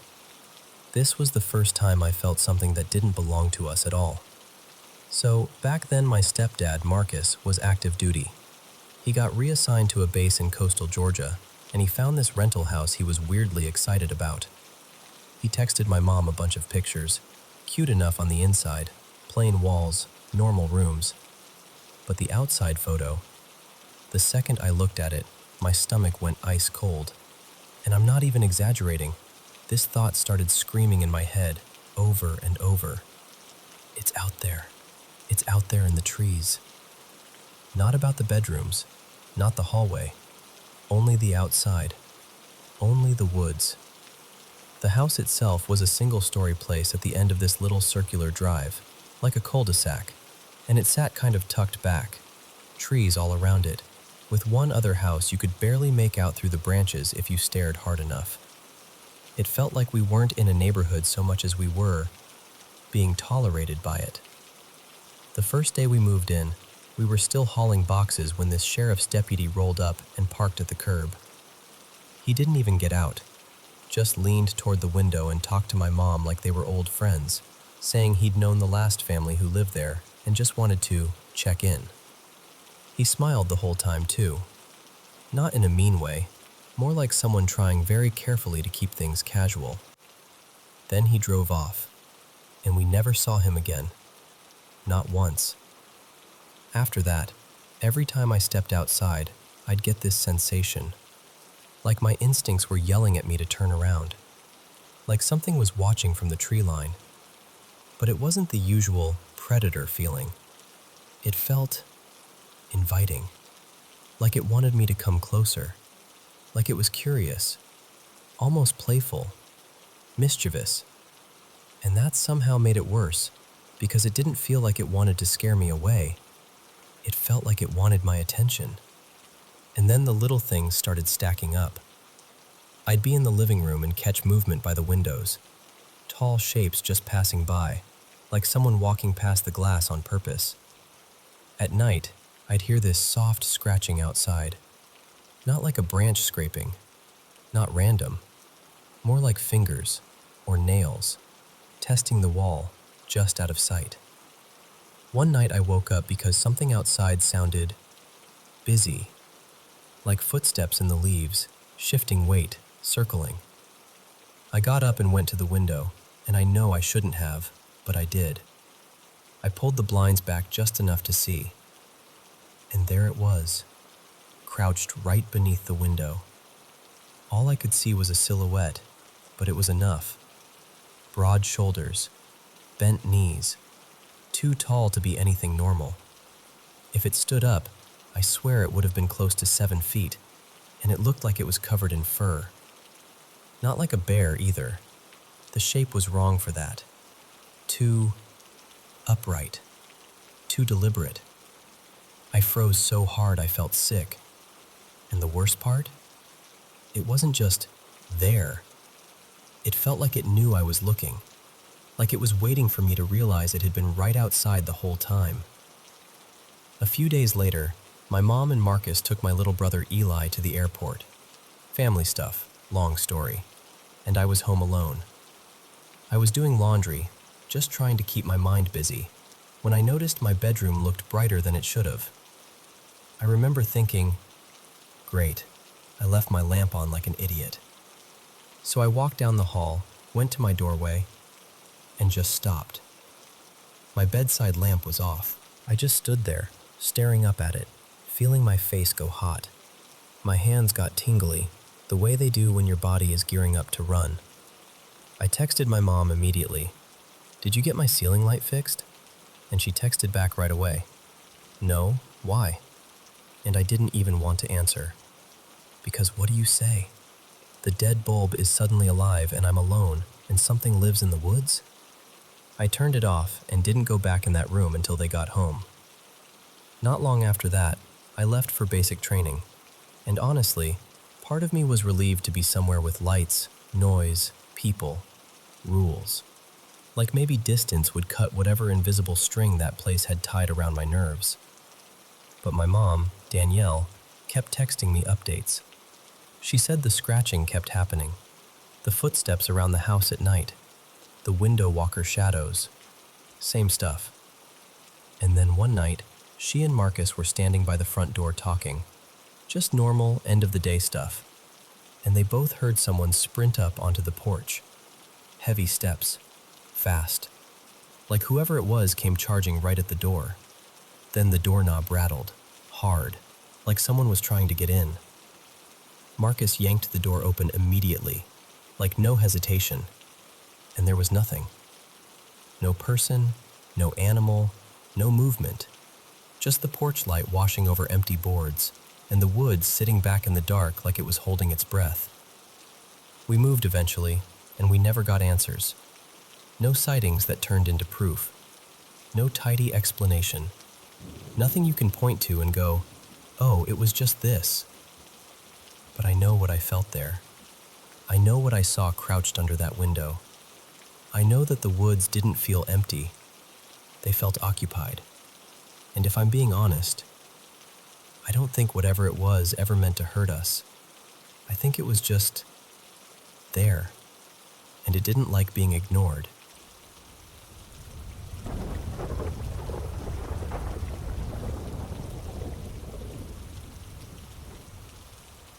So, growing up, my family kind of had a talent for ending up in places that didn't feel entirely empty. Part of it was being a military kid. We moved a lot, and when you're stationed on older bases, you don't always get the shiny, brand new neighborhood. Sometimes you get the stretch of housing that's been there forever, the part people casually joke about being the weird side. And honestly, sometimes the jokes feel a little too accurate. There was one base we lived on twice in my life. The first time I was little, too young to have words for what I was sensing. The second time we came back, I was older, and I'd gotten really into paranormal stuff. I'd read, I'd watched documentaries, I'd learned the language people use for these things. So returning there felt like coming back to a place that already knew my name. The wives on that base, including my mom, were convinced there was some kind of old officer making his rounds. They always described him the same way, stern, restless, like he still thought he was in charge of the whole street. My mom still swears he pops in now and then, like he never really moved out. But the house we got the second time? That one didn't feel like the officer. It was actually a newer build, fresh paint, newer fixtures, none of that creaky, "this place has been standing since horses were a primary mode of transportation" vibe. And yet the moment we walked in, my mom and I exchanged this look like, "Yeah, you feel it too." Because for us, a normal house feels like a blank room, like air and space, nothing more. But a haunted place, however you want to define that, doesn't feel empty. It feels occupied. Not necessarily in an aggressive way, just present, like you're not alone in your own hallway. Like if you stare too long into a dark window, something might lean closer from the other side. In that house, the main thing I felt was this constant sensation of someone standing right behind me.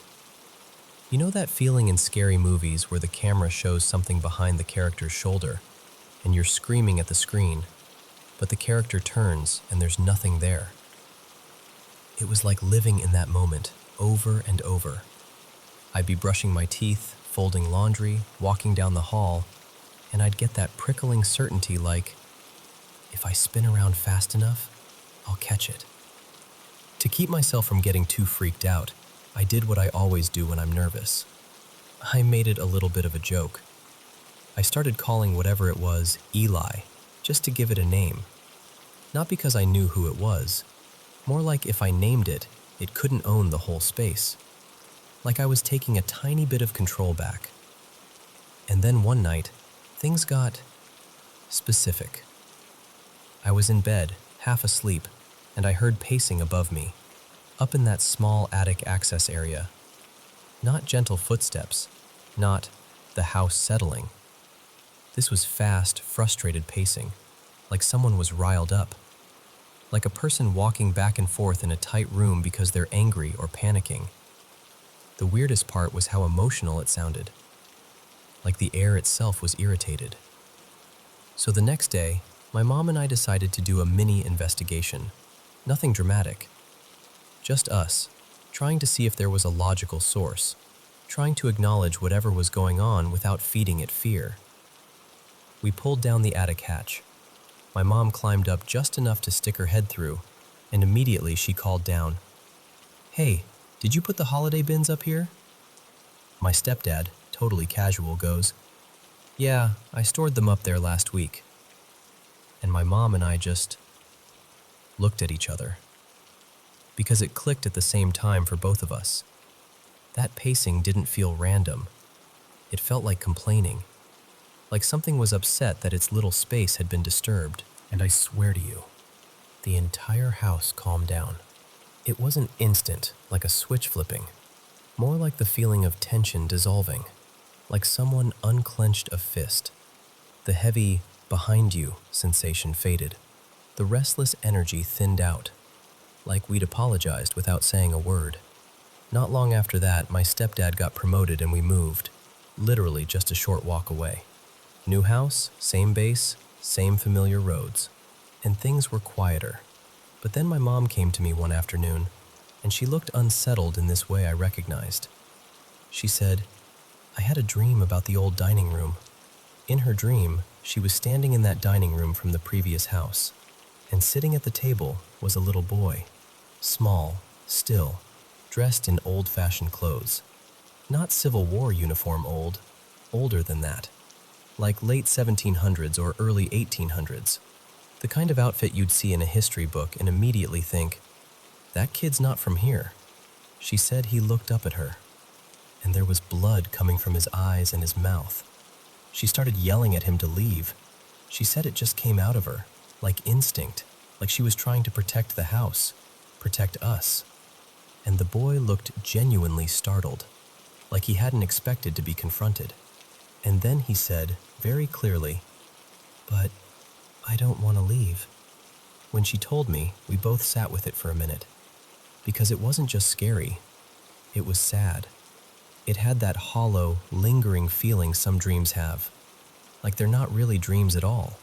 Later, I couldn't stop thinking about the blood, specifically from the eyes and mouth. That detail felt medical, almost, like it meant something.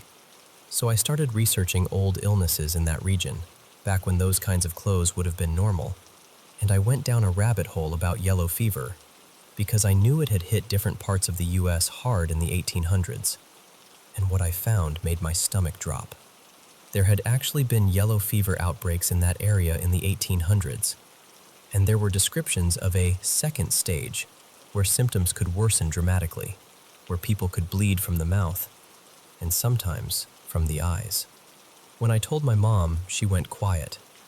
Not in a spooky, dramatic way, more like that stunned silence you get when something random suddenly has a shape.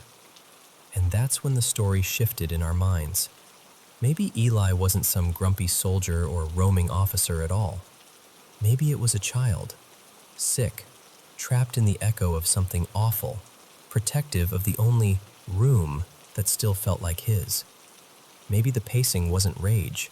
Maybe it was distress. Maybe the activity settled down because we finally respected his space, even accidentally.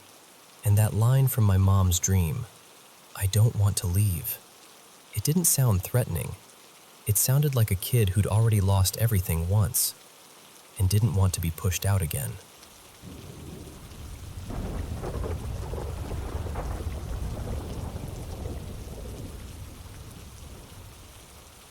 So, I told my parents this years ago, and they laughed it off.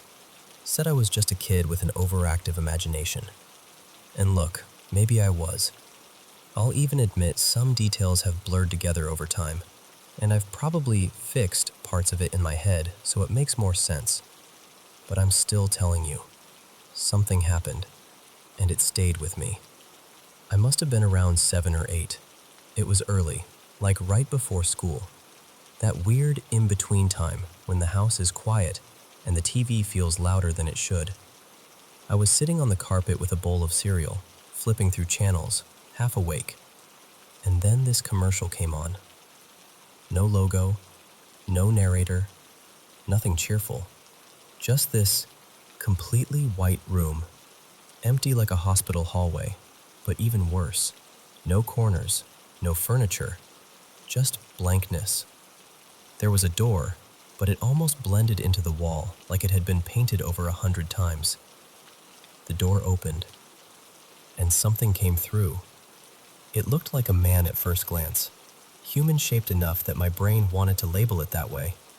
But he was wrapped in these dark bandages, tight and uneven, like someone had hurriedly bound him up. His skin was pale, almost chalky, with patches that looked irritated, kind of pink-red, like raw, cold skin. And his eyes, bright, icy blue. The only normal thing about him, and that somehow made it worse. What I can't shake is the way his limbs looked. Too long, too thin. And he didn't have hands or feet, no fingers, no toes. But it wasn't like an injury, you know? There were no stumps. The ends of his arms and legs were just flat, clean, like they'd been pressed smooth. And while he moved closer, slow at first, this music started. Not a melody, more like a warped, swelling sound that felt like it was crawling under my skin. It got louder the closer he got, like the room itself was amplifying it. I remember standing up so fast my cereal bowl tipped over. I didn't even change the channel. I shut the TV off completely and bolted to get ready for school, heart hammering like I'd done something wrong just by seeing it. And honestly, if that was the end of it, I could have written it off as a creepy late-night ad that aired at the wrong time, or my brain glitching because I was a sleepy kid. But it wasn't the end. A couple months later, 2, maybe 3, I was exhausted one morning and fell asleep in this old armchair in our living room. One of those accidental naps where you don't even remember closing your eyes. And then I'm dreaming, but it doesn't feel like a dream. It's nighttime. The house is dark. I'm stuck in the chair, like my body is made of wet cement. I can't move my arms, can't sit up, can't even properly turn my head. And from the entryway, I hear something. Little noises at first, like someone fumbling with the door. Then silence. Then a sound that makes my stomach drop even now thinking about it. Not footsteps, not normal ones. More like something hard tapping against the floor, like bone or concrete smacking tile. Slow, uneven, wobbling closer. I'm staring into this dark passage in the house, the one that always scared me as a kid, and I see a silhouette, barely outlined by shadow. It's moving toward me with this off-balance sway, and then it leans forward into what little light there is, and I recognize it immediately. Same bandages, same pale skin, same blue eyes. It stops, turns its head, and looks directly at me like it knows I'm there. And for a split second, it stays perfectly still, like it's listening. Then it moves, and I woke up. I went to school shaking, trying to act normal, but my thoughts were just a loop. Why did I see it again? What is it? Why me? I told my older cousin about it later. His name was Mateo, and he joked that I'd watched something cursed. I laughed along, but I didn't feel better. I just felt watched, even in broad daylight. Years passed, and eventually it faded into one of those memories you keep in a box you don't open. Sometimes I'd think it was just childhood fear, just sleep paralysis, just TV weirdness. I wanted it to be that simple. And then, much later, it came back one last time. I was older, old enough that it felt embarrassing to even admit this happened. I'd just gone through a breakup, 3 years with someone. Her name was Kiara, and when it ended, I felt hollow in that quiet, heavy way. Like your room looks the same, but it isn't the same. I spent days sleeping on and off, drifting in and out, barely eating. At some point, for no real reason, that old memory surfaced. The white room, the bandages, the flat ends of the limbs, the sound. And this weird thing happened. I didn't just feel fear. I felt sadness. Like this thing wasn't just a monster in my head, like it was something trapped. I'm not religious, never have been, but I remember thinking, what if it's not hunting me? What if it's stuck? I shook the thought off. I told myself to stop spiraling, rolled over, and went back to sleep. That was the mistake. It's night again, but I'm in my room. Except it isn't quite my room. The layout is off, subtly wrong, like the dream is copying my life from memory and getting the details slightly wrong. The curtains look pale and sickly, like they've been sun-bleached for years. The light in the room is dim, one weak bulb casting a tired yellow glow. And I hear it. That same sound, that hard, scraping tap, closer than it should be. But this time, I can move. And somehow that's worse, because now I'm responsible for what happens next. I slam my bedroom door shut, the one that opens to the long hallway, and I stand there listening, chest rising too fast, heart punching at my ribs. The sound gets louder, steady and patient, and I feel exhausted, like the air itself is heavy, like the room is pulling me down. I remember whispering to myself, what is the point of this? Like I'm trying to reason with the nightmare. Then I notice something through the curtain. A shape. A silhouette standing just outside the window, barely visible, like a stain on the night. Watching me. The tapping stops. And it's quiet in that awful way where you can hear your own blood rushing in your ears. I stare at it, trying not to blink. Like if I look away even for a second, it'll change positions. Seconds stretch. And then, crack. The glass makes this tiny spiderweb sound. My whole body jolts with panic, and suddenly I know exactly what I have to do. Run. I rip the door open and sprint into the hallway just as the window behind me shatters with this violent, exploding sound. I don't look back. I can't. I just run, barefoot, breath tearing, hearing that horrible tapping behind me, faster now, closer, like it's gaining. I hit the stairs, slip, and tumble hard. My shoulder slams, my hip screams. I land near the front entrance in a heap, stunned and aching. And the sound is right there, close enough that it feels like it's inside my skull. I scramble toward the door and yank it open, desperate for outside air, desperate for anything that isn't this house. But I'm too slow. Not walking upright, moving low, wrong, like a spider made of bandages and pale limbs. those flat ends slapping the floor, propelling it forward in jerky bursts. Its blue eyes locked on me, unblinking. It's almost on top of me. And I wake up, wide awake, sweating, shaking, that horrible empty fear sitting in my chest like a weight. It's been about 2 years since that last dream. Sometimes I can go months without thinking about it. And then a white hallway in a movie, or a door in bright light, or the sound of something tapping on concrete will bring it all back. I still don't know what it was. A weird commercial? Sleep paralysis? My brain stitching fear into a story and replaying it when I'm vulnerable. Maybe. But whatever the explanation is, I just know this. I never want to see it again.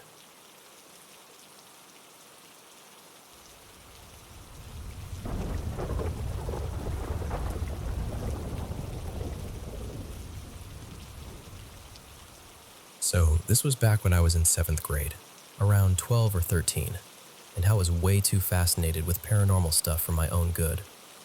Like, I'd mess around with those games people dared each other to try, little rituals I barely understood, thinking it was all just spooky fun.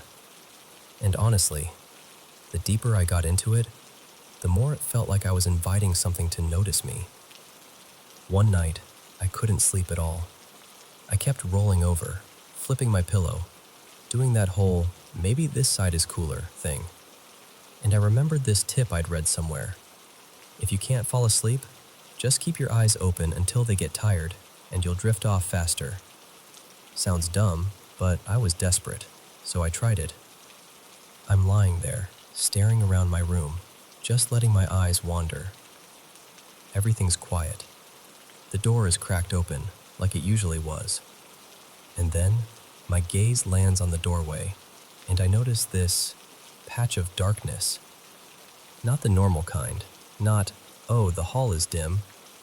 It was like the dark was thicker there, like it was gathering itself up. At first, I'm totally calm, because my first thought is, okay, cool, my imagination is acting up. I'm half asleep. Whatever, Mia, relax. But the darkness starts taking shape. Not details, not a face, just the outline of a person. A tall one. And when I say shadow, I don't mean flat, like a stain on the wall. I mean it had this weird depth to it, like a 3-dimensional silhouette. It was almost as tall as the doorway, and it looked like it was leaning in, gripping the door frame with one hand. Kind of hunched, like it was peeking into my room on purpose. And I'm still trying to rationalize it, right? Like, maybe it's a pile of clothes. Maybe it's the angle. Maybe I'm just freaking myself out. But here's the part that snapped me out of that. Across from my room was this little stretch of hallway, and there was an outlet on the wall with a nightlight plugged in. One of those tiny ones that's always on.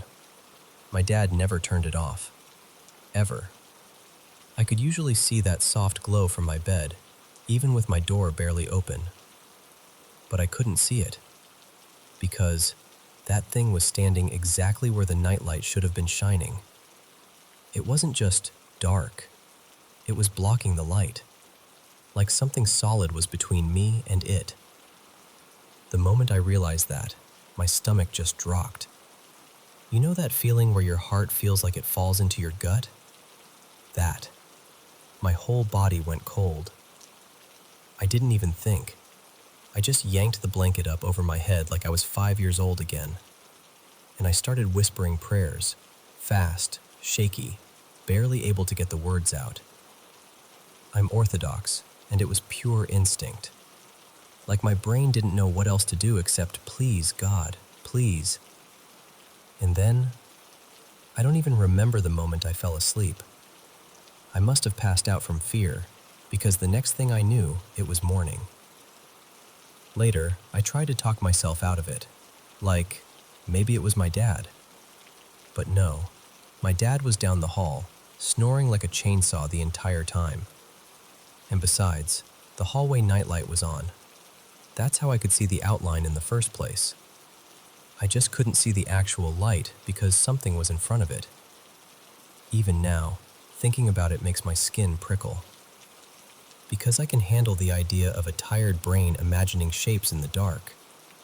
But I still don't know how to explain something that stood in the exact spot where that nightlight should have been, and made it disappear.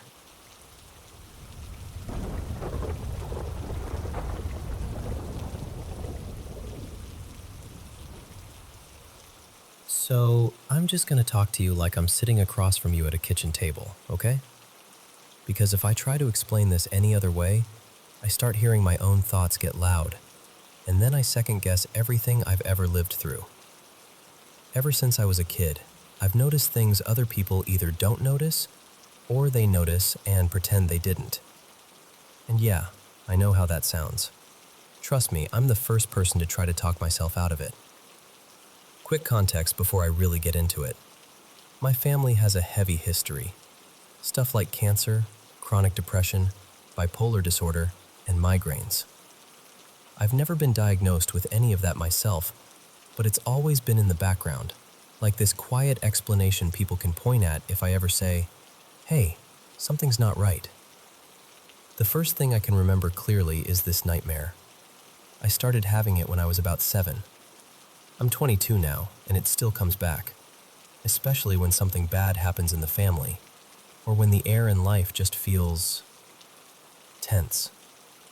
In the dream, I'm standing in this blank, pale room. Not scary. Honestly, it's almost calming, like floating in silence. I can hear myself thinking, like my thoughts have space to echo. And then, without warning, the quiet gets shredded. It's screaming. Not one voice, not even a few. It's like the room fills up with a crowd of something, and they're all screeching at once from every direction. It's so loud, it doesn't even sound human anymore, and it doesn't stop until I wake up. And every single time I wake up, I get a migraine. Like the dream leaves a bruise behind. For years, I told myself it was just a nightmare. A weird, recurring one, sure, but still just a nightmare. Then one afternoon, I mentioned it, casually, to this woman named Marisol, a friend of my grandma's. I didn't even mean to make it a whole thing. I was like, "Isn't it odd how brains do that?" Kind of laughing, trying to keep it light. But she didn't laugh. She went dead serious and said, "Whatever you do, don't answer them." I remember just staring at her like, "Answer who?" And she leaned closer, like she didn't want the walls to hear. She told me not to scream back, not to speak, not to plead, not to try to calm them down. Just let it happen until it ends on its own. She said sometimes things use a mind like a doorway. Like if you respond, you give them a handle to grab. Now Marisol is one of those people who truly believes in spirits. She cleanses her house with herbs. She trusts her gut like it's a sixth sense. And she refuses to step into places that feel wrong. Not unsafe because of people. Unsafe because of something else. And the thing is, I kind of understood what she meant, because I felt that wrong feeling too. We moved a few times when I was younger, and in almost every place, there was at least one corner of the house that felt occupied. There was one house in particular. When I think about it, my chest still tightens.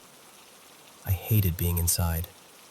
I spent most afternoons outside until the sun went down, and on weekends, I basically lived at my friend Kira's place just to get away from it. I slept better anywhere that wasn't my own bed. One night in that house, I was in my room with my little brother, Evan. We were just talking, nothing spooky, nothing dramatic. I remember I just shut my closet door and it clicked into place. Both of us heard it. A minute later, the closet door creaked open. Slow, like someone was pulling it from the inside. And then it slammed shut so hard it rattled the frame. Evan and I didn't even speak. We just looked at each other and left the room like it was on fire. And that was only one thing. I used to see movement in the hallway late at night. like a person walking toward the bathroom. I'd get up thinking it was my mom or Evan, but when I checked, nothing. Empty hallway, quiet house. There were nights I felt pressure on the edge of my bed, like someone sitting down, slow, careful, while I was wide awake. And sometimes the air felt charged, like static before a storm, making the hair on my arms lift for no reason. I know how this sounds. I do. Half the time, even I hear myself and think, okay, maybe you're exaggerating. But when it's been happening since you were little, it doesn't feel like a story you invented. It feels like a language your body learned without asking permission. My grandmother's house was different, though. It had activity, sure, but most of it felt familiar, almost like the house remembered people. In her backyard, I used to see shadows slipping between the trees, not someone standing in the dark, more like shapes moving where nothing should move. And inside the house, there was this tall figure I'd see sometimes in the hallway near her bathroom. Tall, like around 6 feet. Solid. There was a sharpness to him, like he carried authority. Strangely, he didn't scare me. It was more like noticing someone leaning in a doorway at a family gathering. Later, when I described him, my grandmother got really quiet and said, "That sounds like your great-grandfather, Raphael." She told me he used to stand right there when people were over, like he couldn't sit still, like he was always watching over things. And hearing her say that made something click in my chest. Not fear, exactly. More like recognition. I've also seen figures on her porch behind the curtains, like silhouettes paused in the window, except the porch stairs are old wood that groans if a cat walks on it. There's no sneaking up those steps, and still, there'd be someone-shaped darkness behind the curtain with no sound at all. Sometimes I'd hear banging at her back door. I'd go to the peephole expecting to see some neighbor or a delivery guy, and there'd be nobody. Just night. Still, most of the time, whatever was around her house didn't bother us. It was like they had their routines and we had ours. Until tonight. Tonight I walked out to leave, and the second I stepped off the porch, I saw something in her backyard that didn't belong in the list of things I'm used to. It wasn't an animal. It wasn't like the drifting shadows I'd seen out there for years. And I don't even know how to say it without sounding ridiculous, but this one was different because it noticed me.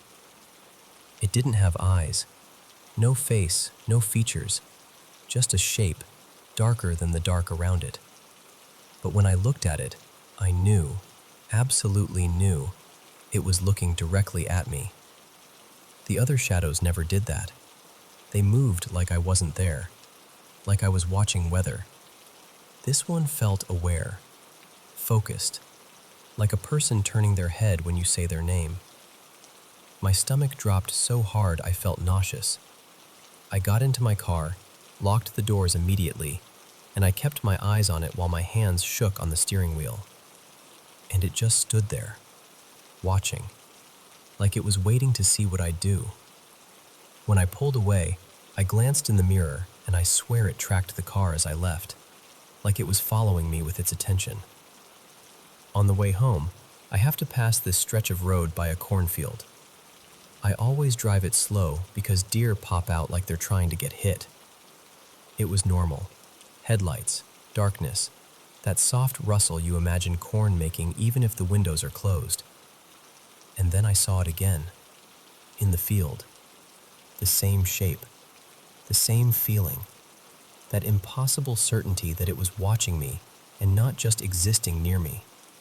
My whole body went cold, like my skin forgot how to be warm. I didn't stop. I didn't even hesitate.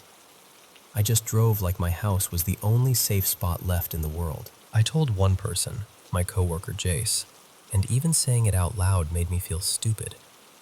He did that polite smile people do when they don't want to call you a liar, but they also don't believe you.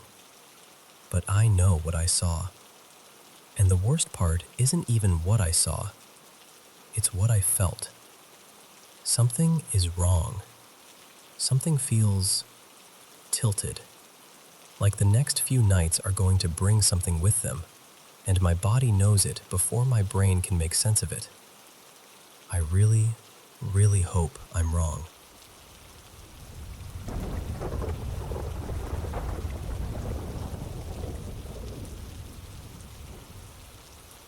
Hey, so I've always been a ridiculously intense dreamer. Like the kind of dreams that feel more real than real life and stick to you like a smell on your clothes. For years I've been writing them down, comparing them, tracking patterns. Honestly, probably since I was a kid. It's partly just how my brain works, but it's also because I'm the kind of person who can't help trying to understand things. I did my master's in behavioral science, lots of evolution, human behavior, that sort of lens. And I've got synesthesia, and I'm on the autism spectrum, so my whole perception system is turned up. People always say that can make dreams more vivid, and yeah, checks out. Over time, I started noticing these weird, reliable themes.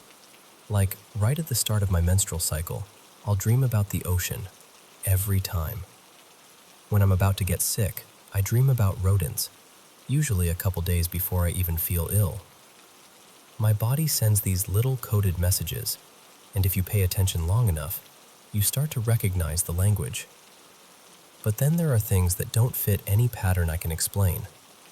Back when my partner, let's call him Milo, first moved in with me, we were still getting used to sharing a space. One night I woke up around maybe 3:30 a.m., that dim, syrupy hour when your brain feels like it's underwater.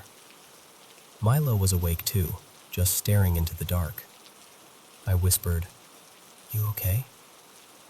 He said, "Yeah, just couldn't sleep." We both had that kind of sleep rhythm where we'd wake up in the middle of the night like it was normal. Like our bodies still believed in that old biphasic sleep cycle people used to have. Anyway, I rolled over and I fell back asleep pretty quickly. The next morning we were making breakfast. Nothing dramatic, just the usual slow morning. And Milo goes, completely casually, "I had the weirdest dream." I'm like, "Oh yeah? What happened?" And he says, "There was a rat in the apartment. I was chasing it around and it ran up onto the loft bed and I cut in without even thinking because it just came out of my mouth like I was finishing a line in a script. And you stepped on it and you freaked out and had to shower." He just stares at me. I stare at him. And we both do that breathless, almost laughing gasp because, yeah, that's exactly what he dreamed. Exactly. The thing is, we hadn't even spent much time together the day before. We weren't synced up emotionally. We weren't talking about rodents. Nothing. Different schedules, different headspaces. And yet, there it was. The same dream, down to the weird little details. When we compared timing, it got even stranger. Milo said he'd had that dream before we both woke up around 3:30, and I had mine after that, when I drifted back under. And that's when it started. Because after that one, it didn't stop. Not constantly, but often enough to make it feel like a real phenomenon, not a coincidence. At the time, we lived in this old apartment that had a vibe. I don't even know how to describe it without sounding dramatic, but it was one of those places where the hallway always felt colder than it should, and sounds traveled in ways that didn't make sense, like the building was listening. Every few months, we'd have what I can only call a shared dream again. Sometimes it wasn't the exact same scene, but the same story, the same emotional arc, the same images, the same, "this is happening to us" feeling. And I started noticing something else. We had 2 cats then, Juniper and Salem, and on the nights this happened, they would go absolutely feral. Not like zoomies feral, like meowing at blank walls, staring into corners like something was there, sprinting down the hall and slamming into each other, fur puffed up, like they were trying to chase something you couldn't see. Then we'd go to sleep. And either we'd have horrible nightmares, or we'd share a dream. One time, the dream was about this glass tank we kept for a tortoise. Except in the dream, the tank was suddenly filled with water, like someone had flooded it, and there were 2 tortoises inside, struggling. It was awful. Just this panic and helplessness. The next morning, Milo tells me, pale as anything, that he dreamed it too. And then he says, almost embarrassed, "I've had that dream since I was a little kid." Like it was an old recurring nightmare that belonged to him, specifically, because he'd grown up with a tortoise. I never had. I'd never even thought about tortoises like that. He hadn't told me about the dream, or the pet, or anything, and yet somehow, my brain wandered into his old nightmare like it was a room we both had keys to. I kept thinking, okay, maybe it's the apartment. Maybe it's environmental. Some stressor, some sound frequency, mold, whatever. I tried to be rational about it. I wanted it to have a cause you could point to. So when we moved, last autumn, we bought a place. Still an older building, but renovated, bright, clean. No creepy hallway energy. No constant feeling of being watched by the architecture. And for a while, it really did feel like we'd left it all behind. But then December hit. One night, the cat started up again, restless, pacing, that low, frantic meowing that makes your skin crawl because you can't tell what they're reacting to. I couldn't settle. I kept waking up, and at around 3 a.m., I heard this heavy dragging sound from above us, like furniture being shoved across a floor. It didn't make sense. The people upstairs were a young couple and their little kid, sweet, quiet, normal. Not the kind of neighbors you imagine doing midnight construction. The cats were fighting, yowling, swiping at each other like they were charged with electricity. Eventually, I fell asleep again, and that night, Milo and I had the worst shared dream we've ever had. In the dream, there was this woman. Not like a normal person you meet in a dream. She felt placed. Like she belonged to the dream the way a predator belongs to a forest. She was tall, pale, long blonde hair, wearing this long black dress that moved like smoke. And she was furious, cruel. Not just mean, but that kind of relentless, intelligent malice where you feel like prey. She chased both of us. We couldn't get away. Every time we thought we'd escaped, she was already there, cutting us off. Like she didn't walk through space normally. Like she could just appear. And the most disturbing part was this scene we both remembered in the morning. Her throwing something, like a bottle with fire, toward the school building near our block. Like a Molotov. Flames blooming, screaming. When we woke up, we were both shaken, and when we compared details, it lined up in that horrible way shared dreams do. Same woman, same dress, same feeling, same scene. And afterwards, I even checked, because part of me was like, is this some buried local story? Did we overhear something? Did my brain pick up something real? But as far as local history goes, nothing like that ever happened. And here's the thing, it's not only Milo.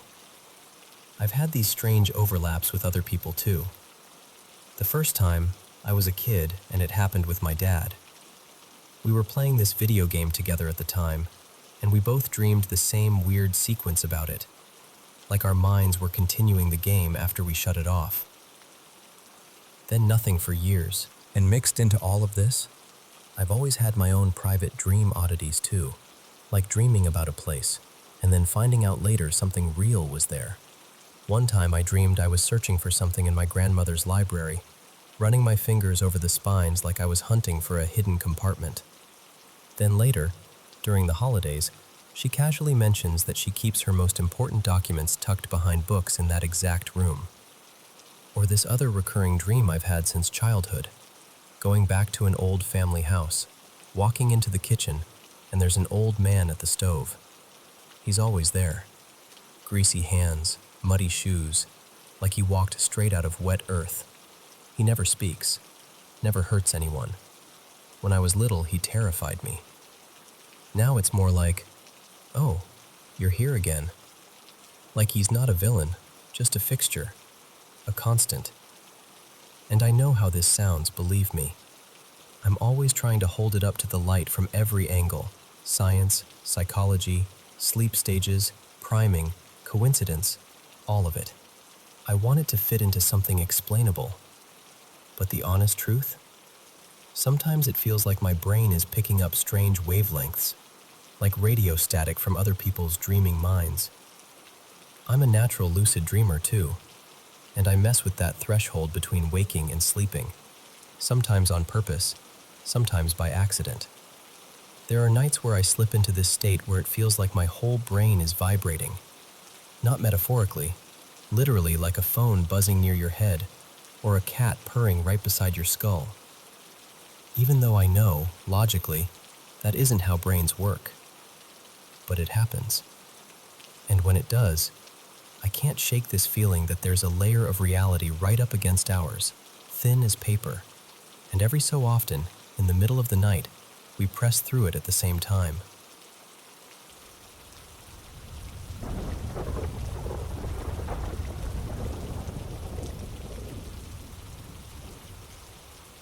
So, let me tell you about my youngest daughter. I've adopted 3 kids, and my littlest, her name's Mila, has a pretty significant disability. She turns 2 this February.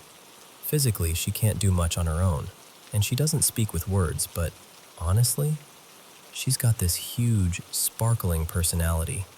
Like, she loves people, she lives for attention, and she's hilarious in this very mischievous way. She'll babble at full volume on the train like she's hosting a talk show, and if her brothers get too close, she'll absolutely go for their hair like, "Come here, you." She's just so her. And I'm a big disability advocate, so I've never been the kind of parent who sits around praying for a miracle fix. I don't love the whole cure narrative. If Mila learns new things, wonderful. If she doesn't, she is still, completely, already perfect to me. But here's where it gets strange. People started telling me they'd had dreams about her, and in these dreams, she was moving, like mobile. At first, I brushed it off. I tried to be practical about it, you know? Brains do that. People dream in symbols. Some folks haven't spent much time around disabled kids, and maybe their mind is just trying to file it somewhere. Plus, I used to work as a personal assistant for a woman who was quadriplegic, and she once told me that people would sometimes casually say, "Oh, I dreamed you were walking," like it was no big deal. So I thought, okay, humans are weird. Dreams are weird. Whatever. Except, it didn't stop. It started getting specific. One night, I was staying over at my partner's place with Mila. He's my partner, Eli, and his apartment is still kind of new, like that clean, sharp, modern kind of place. I put Mila into the little crib we keep there, and she was having a harder time falling asleep than usual. Eventually, she did, but then about an hour later, she woke up crying. So I picked her up and rocked her against my chest, just swaying and whispering to her, doing that tired parent thing where you're barely awake, but you'd still do anything to make them feel safe. She settled. She fell asleep again.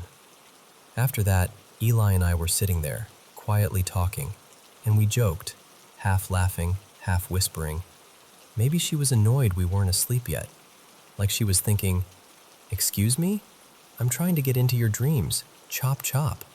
We laughed. It was cute. And then the next day my friend texted me. She said, "This is going to sound insane, but I had a dream about Mila." And I was like, "Okay, sure, join the club." But then she said, "In the dream, Mila asked if she could borrow my body for a little while. Like she wanted to see what it feels like to be her." And listen, this friend Renee is not dramatic. She's not woo-woo. She doesn't send texts like that. So I immediately sat up. Renee told me that in the dream, she became Mila. Not like watching her, Not like a normal dream where you're observing. She said she was inside Mila's body, looking out through her eyes. And then she started describing what she saw. Not vague stuff, not a room or a house. She described details, tiny, dumb details that made my stomach go cold. She described the balcony railing, matte black with green-tinted glass panels. She described the angles of the living room where the light fell, the layout, all from a low perspective, from Mila's perspective. Here's the thing. Renee has never been to Eli's apartment, not once. She's never even seen photos. She didn't know we'd stayed over. She didn't even know there was a crib there. But she described it like she'd been standing in that space, looking around, like she knew it. And then she said, "And you came and picked me up." That's when I stopped being able to shrug it off. Because after that, it kept happening. It's not just my close friends. Random coworkers have stopped me in the hallway at work, people I barely talk to, and they'll say, "I dreamed of your little one." And then they'll laugh awkwardly, like they're embarrassed. And then they'll add, "She was so naughty in the dream." Always that word, naughty, cheeky, mischievous. And in the dreams, she's always moving in some way, rolling, crawling, scooting, standing, trying to at least. Not as some sad, "look, she's fixed" kind of thing, but like she's using it for comedy. Like mobility in the dream is just another tool in her little prank kit. And I started noticing something else. Mila wakes up when I wake up. I can wake in the middle of the night and try to stay totally still, eyes closed, not moving a muscle. Because I'm curious, right? I'm testing it. And every single time, within 10 minutes, she stirs. Then she wakes. Like she knows. Like she's been with me wherever I just went. Then today, this part made me laugh and kind of choke up at the same time. I had a dream of her rolling across the floor, just zooming around like she owned the place. And when I woke up, my oldest son was already awake, and he looked at me and went, completely serious, "Mom, I dreamed Mila was rolling." Like it was the most normal thing in the world. Like he was just reporting the weather. Sometimes the dreams aren't even about movement. Sometimes it's her attitude. Like in one dream, we were on the metro and she was proudly declaring, so smug, "I'm the prettiest girl on this train." Even though she wasn't sitting upright the way people expect. Like she was basically telling the whole world, "Yeah? And?" In another dream, she was trying to grab my partner's camera gear. Eli's a filmmaker, and in the dream she kept insisting she needed to carry his lenses, like she was his tiny assistant, bossing everyone around. And then there's this last weird layer that I still can't make sense of. People in our neighborhood, parents at the playground, sometimes casually say things that imply they know my boys have a sister. Not in a creepy way, just familiar. Like they'll say, "Oh, how's their little sister?" Or, "Are you bringing the baby girl out later?" Even though I've never met them, and Mila hasn't been there, and I've never introduced her or even mentioned her. And I'll just stand there, smiling politely, while my brain quietly goes, "How do you know she exists?" So yeah, that's my life lately. I don't know if she's just unforgettable, and people's brains are doing that human thing where they fill in the blanks. I don't know if it's coincidence stacked on coincidence stacked on coincidence. But sometimes, late at night, when I wake up and feel the world go still, and then, a few minutes later, I hear her stir, I can't help but wonder, is my little Mila somehow slipping into people's dreams? And if she is, I mean, of course she's being cheeky in there too.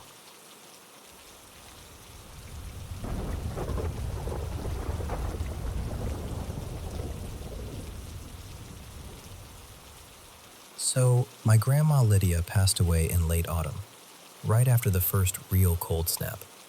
And honestly, the months leading up to it had already wrung me out. When she died, it felt like the year finally leaned in and said, "Yeah, I'm not done with you yet." She was one of the safest people in my whole family. Same kind of humor as me. Dry, a little mischievous, always perfectly timed. When I was little, she basically helped raise me. If I scraped my knee, she appeared like magic with a tissue. If I was bored, she'd make up some tiny job for me so I felt important. She lived with my parents too, so she wasn't a holiday-only grandma. She was daily life. And she died there, in their home, in the place where she'd stirred soup and watched TV too loudly and laughed at her own jokes. She'd been sick for a long time. Dialysis, all those appointments, the slow grind of it. Over the years, she shrank down so much that it stopped looking like her. The last stretch of time, she was so thin it made something inside me feel angry at the universe. Like, how dare it take a person and turn them into that? And then, the dreams started. What's strange is that before she died, if she showed up in my dreams, it was usually unsettling. She'd look fragile, grim, too thin, like my mind couldn't stop replaying what illness did to her. But after she died, I had a couple dreams where she looked like the version I grew up with. Fuller cheeks, bright eyes, that familiar, "I know something you don't" smile. Like she'd stepped out of an old photo and into my sleep. But the dream that really stayed with me, like it left fingerprints, was this one. I'm at a train station with my dad and my uncle Tomas, my dad's brother. The place has that echoey station sound, even though it's not loud. Like everything is padded with sunlight. And then I see her. Grandma Lydia walks in like she belongs there, like she's done this 1,000 times. And she's plump again. Not just healthier, she looks warmly alive, the way she did when I was a kid. Which is funny because in real life she barely traveled anywhere. She wasn't the kind of person who carried a suitcase for fun. But in the dream, she has a ticket. Not tucked away like she's unsure. She's holding it like, of course I have a ticket. She knows exactly what train she's getting on, like someone who checked the schedule yesterday and doesn't need help. Still, we help her, because that's what you do. My dad and uncle and I walk her toward the platform. And there's this calm, steady feeling in me, like even the air is telling me, this is how it's supposed to go. We get on the train with her to find her seat. Her seat number is 419. And when we find it, it's ridiculous. The space is so narrow it's almost comical, like the seat was made for someone who's the width of a book. Any normal part of your brain would go, no human can sit there. But in the dream, we all just understand. We understand that it works now because she isn't bound by the same rules. And here's the part that makes me laugh even now. In the middle of all this, my brain kicks in with this very me thought. Like, this is so intense. Science can't prove any of this. Which is extra ridiculous because I'm the kind of person who'd normally cling to evidence. I've got a biology degree. My whole life is built around what can be measured and replicated. And suddenly I become a little lucid, like I'm half awake inside the dream. I actually say it out loud to her, something like, "This is wild. I can't prove this to anyone." And Grandma Lydia laughs too. She gives me this look, like she's amused by how hard I'm trying to make it make sense. And she says, so simply, "Yeah, it's true." Then everything softens. I remember suitcases, one light blue, another a warm yellow, like someone packed her gently, lovingly, the way you pack a child for a trip. And in the dream, I just know my mom packed them, the same way in real life we put a few things with her when she was buried. Small comforts, symbolic things you want someone to have. even if you don't fully know why. The train itself looks old, brown wood, kind of worn in, like it's been doing this route forever. The seats are in rows of 3. The corridor is wide and yellow, almost glowing. There are little soft lights everywhere, blurry and warm, like the world is filmed through tears. Not sad tears, just that shimmering kind, the kind you get when something is tender and final at the same time. We help her to her place. No panic, no begging, no dramatic goodbye. Just this steady, sunny quiet. And then, this is the only way I can say it, I send my grandma off on a train.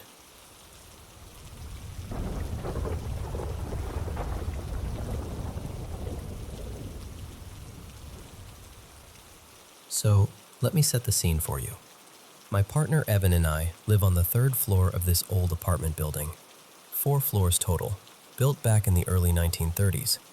The kind with thick doors and creaky little secrets in the corners. We've only been here about 5 months, and honestly, nothing has really happened, except for a couple of moments that keep stacking up in a way that makes you pause. The first thing was a while back. One night, we both woke up around 2:40ish in the morning, like fully awake at the same time, and we could hear what sounded like someone in our kitchen. Like, not footsteps, but that very specific sound of silverware clinking, like somebody was sorting forks and spoons, maybe rinsing them. The whole tiny metal noise orchestra. We didn't jump up right then, because you know how apartment buildings are. Half the time you're hearing someone else's keys, someone else's cabinets, someone else's life. But later that morning we both brought it up, separately, and just kind of stared at each other like, okay, so you heard it too. We laughed it off, mostly. We said it was neighbors. But even then, it didn't quite sound like neighbors. Then yesterday afternoon, something happened that I'm still trying to explain away because my brain really likes neat explanations. I was in the bathroom, glamorous, I know, and our cat Miso was batting around one of his little toys outside the door. Our toddler Nora was asleep in the other room. Quiet apartment, normal day. And then I heard what sounded like little toddler noises, like a soft babble, the kind you instinctively react to. And right after that, I saw this quick shadow pass by the doorway. It looked exactly like a small kid running past. My stomach dropped for half a second, because my first thought was, she's awake. But before I could even do anything, Miso sprinted back from that direction, making this sound he does sometimes.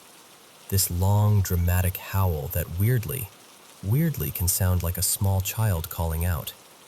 I told myself, okay, cat shadow, cat noise, you're fine. It wasn't a perfect fit. The shadow didn't feel very cat-shaped, but I forced it into place because I wanted it to make sense. That night, Evan told me something else. He said he was lying in bed, not asleep, just staring into the dark, and he heard me whisper his name, softly, from the other side of the bed, like right across from him. He lifted his head immediately, ready to answer, and I was out cold, completely asleep. Not even the kind of sleep where you're half dreaming. He said he didn't feel terrified, just puzzled, like that was unmistakably my name.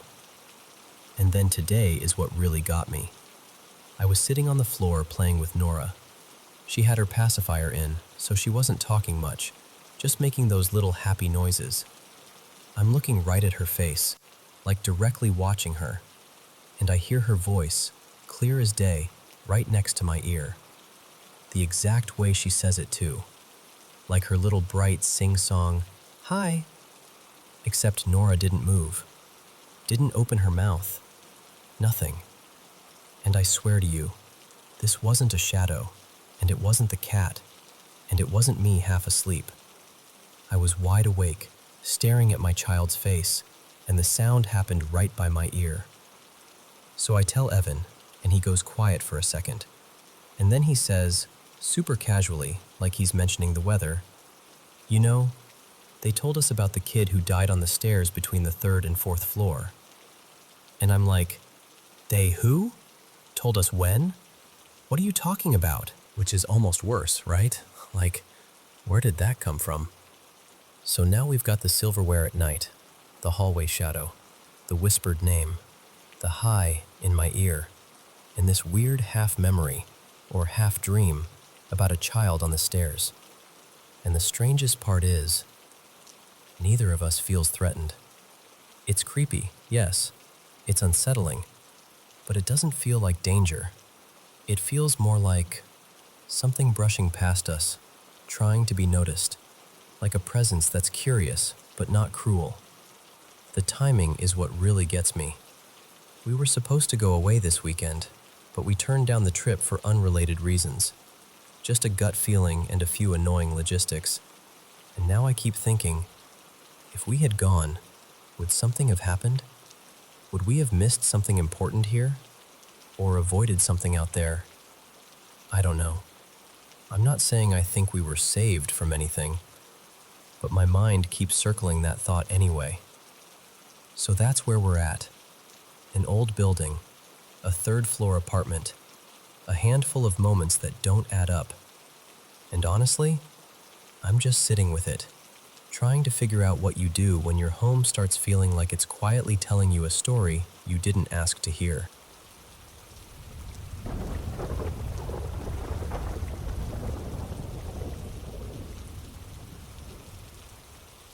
Okay, so let me tell you what happened, because I still don't fully know what to do with it. A couple nights ago, 3 of the 5 ceiling lights in my room just died at the exact same time. No warning. I flipped the switch a few times, checked the obvious stuff. Nothing. For 2 days, those 3 bulbs stayed completely dark, like they were just done with me. Then last night, technically super early morning, around 2:40-ish, I'm at my desk gaming with my headset on, totally locked in. And the light closest to me, one of the ones that had been dead, suddenly comes back to life. Except it doesn't just turn on, it starts flickering, like aggressively. Not the casual, bulb is old kind of flicker. This was rapid, sharp, in-your-face strobing, right above me, like it was trying to be noticed. At first, I ignore it because I'm mid-match and honestly, my brain just goes, cool, the bulb's glitching. But it keeps going. 5 minutes, 8 minutes, 10, and it's the closest light to my desk, so it feels personal, like it's hovering right over my shoulder. Eventually, I get so annoyed that I do that thing you do when you're trying to make yourself laugh instead of getting freaked out. I look up and go, half joking, "All right, knock it off, Milo. You're driving me nuts." And I swear to you, the second I said that, the light shuts off. Just instantly. Like it heard me. Like it was waiting for that exact moment. I just sat there blinking at the ceiling like, no way. And then I laughed, because my brain didn't want to accept what it looked like. It felt like a ridiculous coincidence, the kind you tell your friends and everyone goes, "Sure, buddy." But then curiosity got me. That little voice in my head went, "Okay, what if you test it?" So I said out loud, "Okay, if someone's messing with me, or if this is anything at all, let's do a yes-no thing." I made up a code on the spot. 1 flick means yes, 2 quick flicks means no. And then I asked, kind of teasing, kind of not, "Is anyone there?" And after a beat, like a second, flick. 1 single flick. And that was the moment I got that cold rush down my back. Not like horror movie panic, more like my body reacting before my brain could explain it. So I tried again, because I didn't want to let my imagination run away with me. "All right, are you a ghost?" Same code. 1 flick for yes, 2 for no. A pause. Flick. 1. And I'm just sitting there with my controller in my hands going, Okay, what is happening right now? I'm not even someone who believes in this stuff. I'm usually the person who rolls their eyes and says it's wiring or bad voltage or whatever. But I could feel my thoughts getting loud and messy. Excitement, nerves, disbelief. Like my brain was sprinting in 10 directions at once. So I decided to change the rules, because if it was random flickering, changing the code shouldn't matter. I said, "New code. Yes is 3 quick flicks. No is 1 flick." Then I asked, very carefully, "Do you need help?" And after that same little 1-second pause, flick, flick, flick. 3 rapid flicks. I didn't scream. I didn't do anything dramatic. I just stood up and said out loud, "Nope," and I left. I walked out of my room, went downstairs, paced around for a while like I was trying to shake the feeling off my skin. I kept thinking, it's electricity. It has to be. It has to be. But at the same time, the timing felt too clean, too responsive. After maybe 10 minutes, I forced myself to go back upstairs like, okay, you can't let a ceiling light bully you out of your own room. So I tried asking more questions. Same setup, same yes-no code. Nothing. No response at all. And here's the part that sticks with me.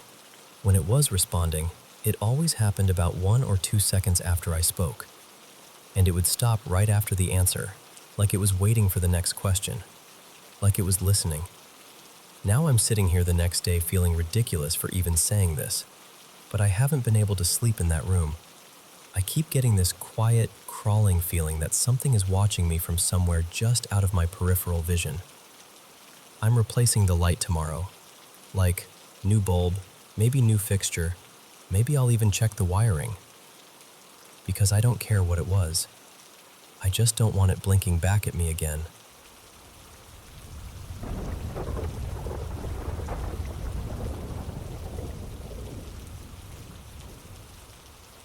Hey, so there's something I've been thinking about again today, and I figured I'd just tell you the way I'd tell a friend. A while back, I had an experience in my own house that I actually photographed. I even sent some of the pictures to my family at the time, and I'm not going to lie, a couple of them were pretty gruesome looking. Not in a blood everywhere horror movie way, but in this unsettling, body part shaped kind of way. Like the image wanted to resemble something human or animal, even though it didn't make sense. And the thing is, I don't jump straight to, it's paranormal. I really don't. When I look at photos like that, my brain immediately starts making the boring list. Dust, compression noise, weird shadows, lens flare, motion blur, something smudged on the lens, an object half blocking the frame. All of it. I'm almost annoyingly skeptical with myself. But I also know how hard it is to catch anything subtle in a photo unless you're willing to do the careful work. So I'll pull the image into editing software, sometimes Paint.net, sometimes GIMP, and I'll take my time. I'm talking slow, patient adjustments. Brighten the shadows a little, zoom in, bump the contrast, try a soft glow, undo it, try it again, trace the edges, back up, compare versions, stare at it until my eyes feel stupid. It's not this quick, aha moment. It's more like, okay, if this were nothing, would it still look like that after all these different checks? Sometimes I'll admit I'm probably off, like, maybe my brain is forcing meaning where there isn't any. But every once in a while, something stays strange no matter how gently I try to explain it away. And even then, the frustrating part is, it can still be hard to tell what you're actually looking at. That's kind of why I stopped sharing things publicly, because a few years ago, this is the part that still sticks with me. I posted some photos from a trip to the Crescent Hollow Hotel. It's one of those old places with a reputation, you know? Beautiful, historic, and everybody has a story about it. I caught a couple of anomalies in the pictures, nothing that screamed ghost to anyone else apparently, and I shared them on a paranormal forum. And I got wrecked. Not just disagreement either. People were mean. Like, personal mean. The kind of backlash that makes you feel embarrassed for even being curious. So after that, I mostly kept things to myself. But there's one sequence I still go back to. The last photos I took there were in the basement, down where the air feels heavier and every little sound seems too loud. I wasn't even trying to be dramatic. I just had my camera on and snapped a quick burst, basically a frame-by-frame sequence. I remember thinking, if anything weird happens, at least I'll have something to review later. And later, after I got home, after I stopped second-guessing myself long enough to sit down and actually look, I ran those frames through my usual process. Same routine. Brighten, zoom, compare, undo, redo. Try to prove to myself it's nothing. Except, one part of that sequence didn't behave like nothing. In the middle of the frames, it looked like something formed above this dull metal pipe, like the suggestion of a head, not fully solid, more like a shape finding itself. And as the frames progressed, it seemed to turn, like it noticed me. That's the part that makes my stomach tighten, even now, because I wasn't seeing that in the moment. I only caught it after, in the analysis. What's even stranger is that I did have a moment in the basement where I thought I saw something blue in my peripheral vision. Just a split-second blotch, almost face-like, but not clear enough to swear on. At the time, I wrote it off as my eyes adjusting or nerves or whatever. But seeing that burst of frames afterward, matching the timing, it made me wonder if the peripheral thing was real, and the photos just confirmed it. I never told the forum any of that. They weren't interested in nuance, and I wasn't interested in being mocked again. So I kept it private. Those frames became this quiet little evidence folder in my own head, something I revisit when I'm alone, when I'm honest, when I'm not trying to convince anyone. And that's what I've been thinking about today. How weird it is to carry something like that by yourself. Because I do believe what I saw. At least, I believe something happened that wasn't just a reflection or a camera hiccup. I'm not saying I solved the universe with a screenshot. I'm just saying, I did the work. I tried to debunk it, and it still didn't sit right. And now I'm curious. Have you ever had a photo, or a sequence of photos, that you never shared because people made you feel crazy? Or because you could already hear the jokes before they even started? I could share what I have.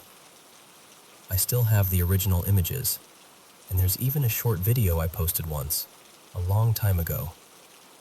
But I'm careful with it now, not just because it might be hard to interpret, but because once something like that leaves your hands, you can't control how people treat it. And I don't really want to hand strangers something they'll use as an excuse to be cruel. So, yeah, that's where I'm at. Just sitting here, thinking about those frames in the dark, and how sometimes the loneliest part isn't what you witnessed. It's what happens when no one believes you long enough to even look with you.